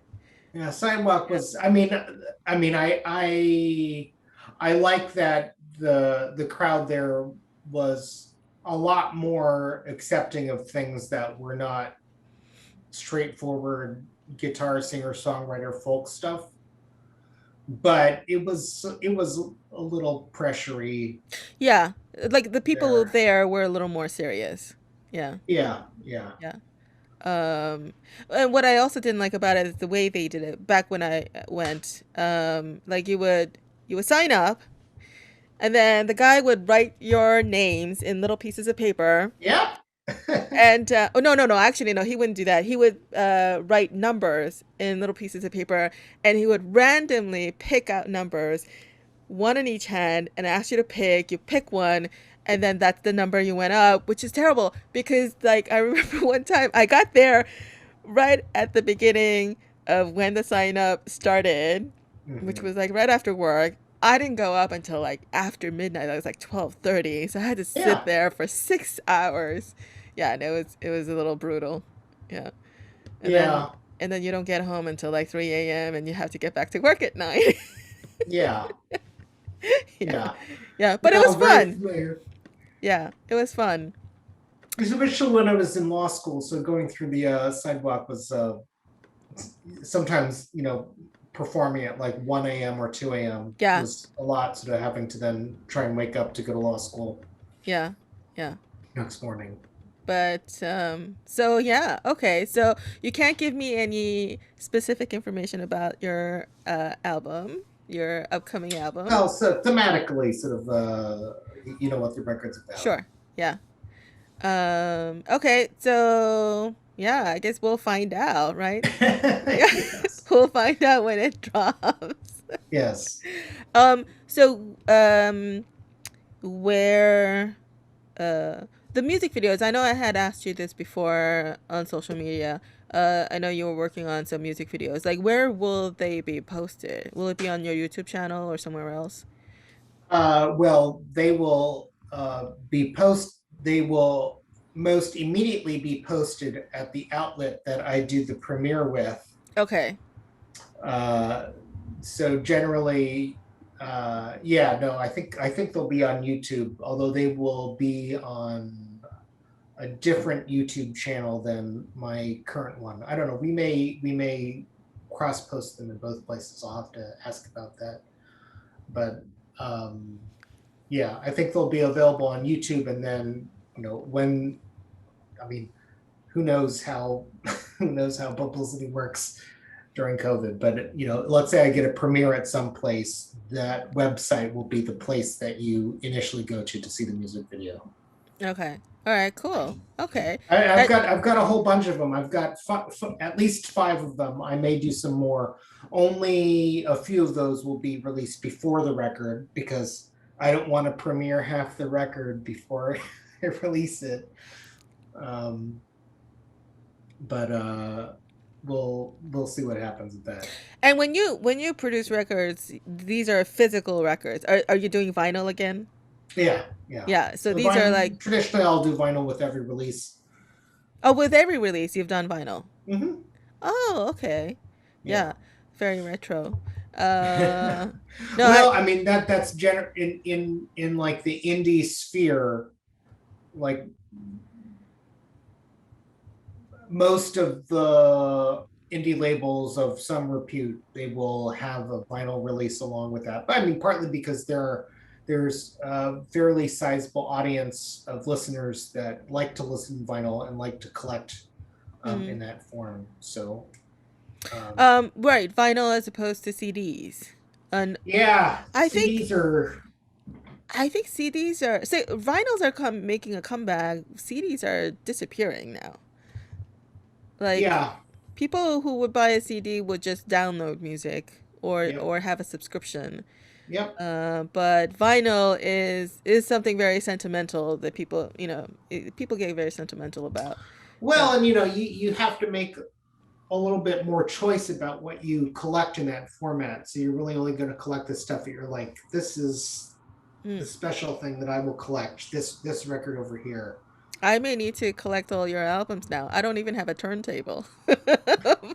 So I'll tell you, I just replaced our turntable. So I had an older one from Pile, which was having some speed issues, and I replaced it with one from Audio Technica that is solid brand, and you can get them for like, you can get a high quality record player for $100.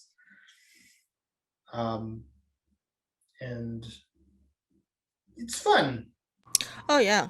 I think my issue is more like space, where to put it. I live in a tiny apartment. But anyway, sorry, I had to put myself on mute because it was a siren going by.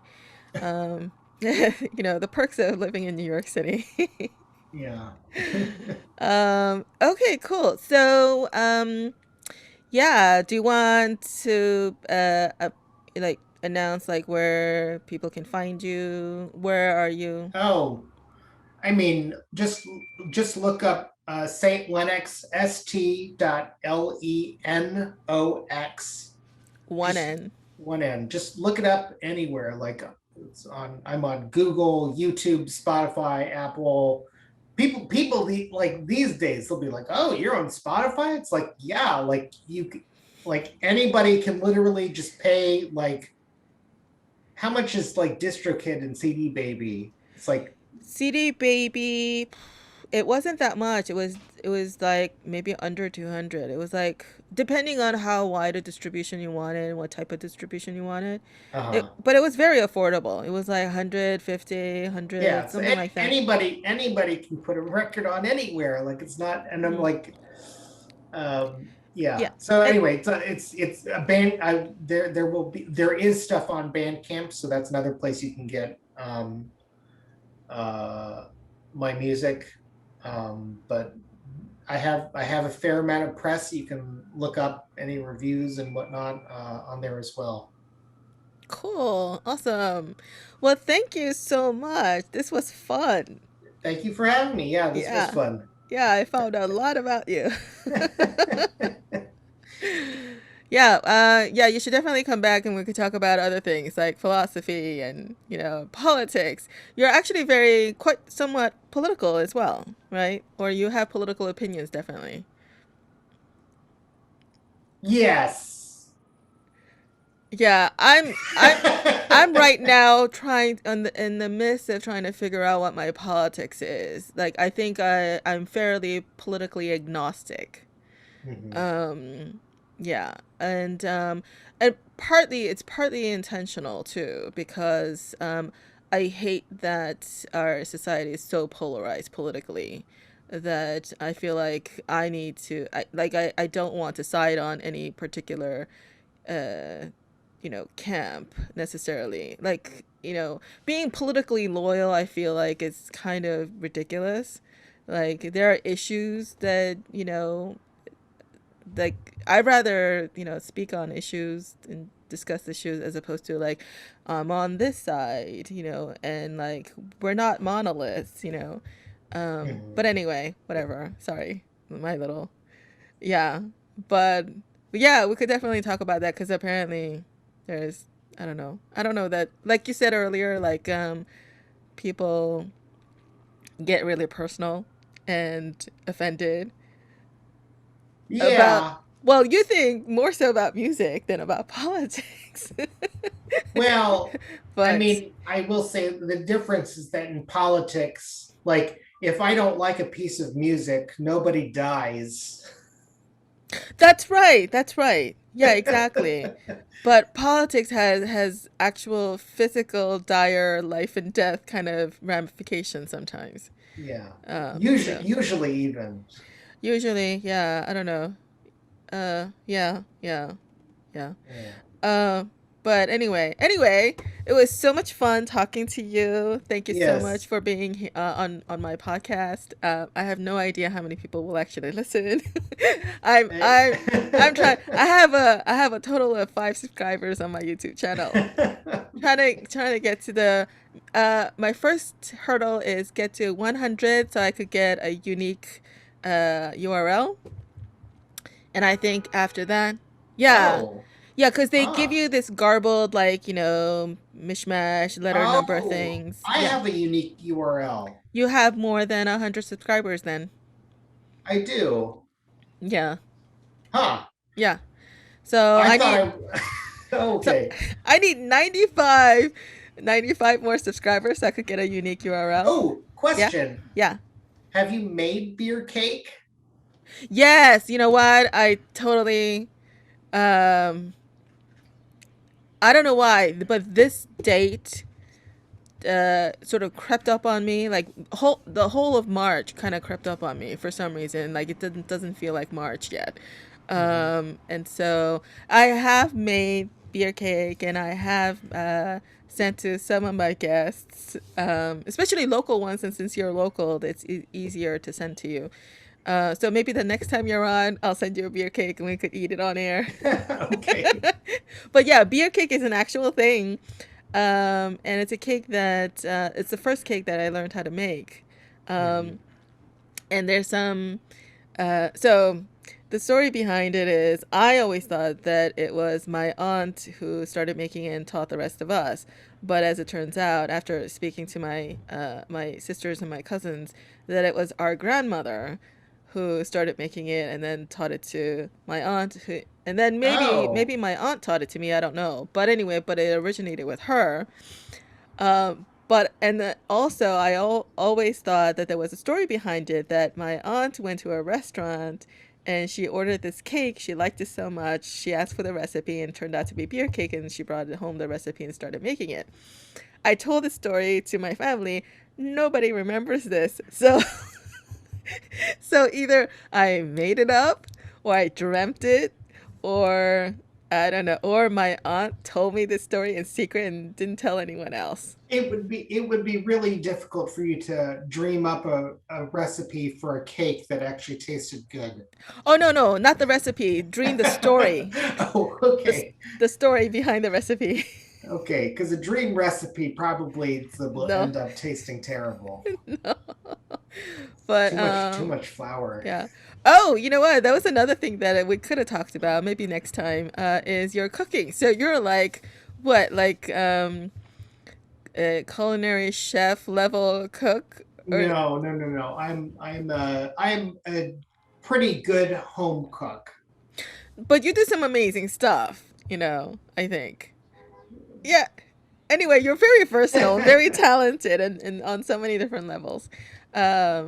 But okay, anyway, I think this is for the third time. Thank you so much. And thanks everyone for listening. Please tune in. You could get my Get Beer Cake podcast on Anchor.fm, Spotify. I'm now on Apple and bunch of other outlets. And you could follow us on Facebook, Instagram, and Twitter, and YouTube. And please subscribe. I need 95 more subscribers on YouTube so I could get my unique URL. Thanks, everyone. Thank you so much, Andrew, St. Lennox, and tune in next time.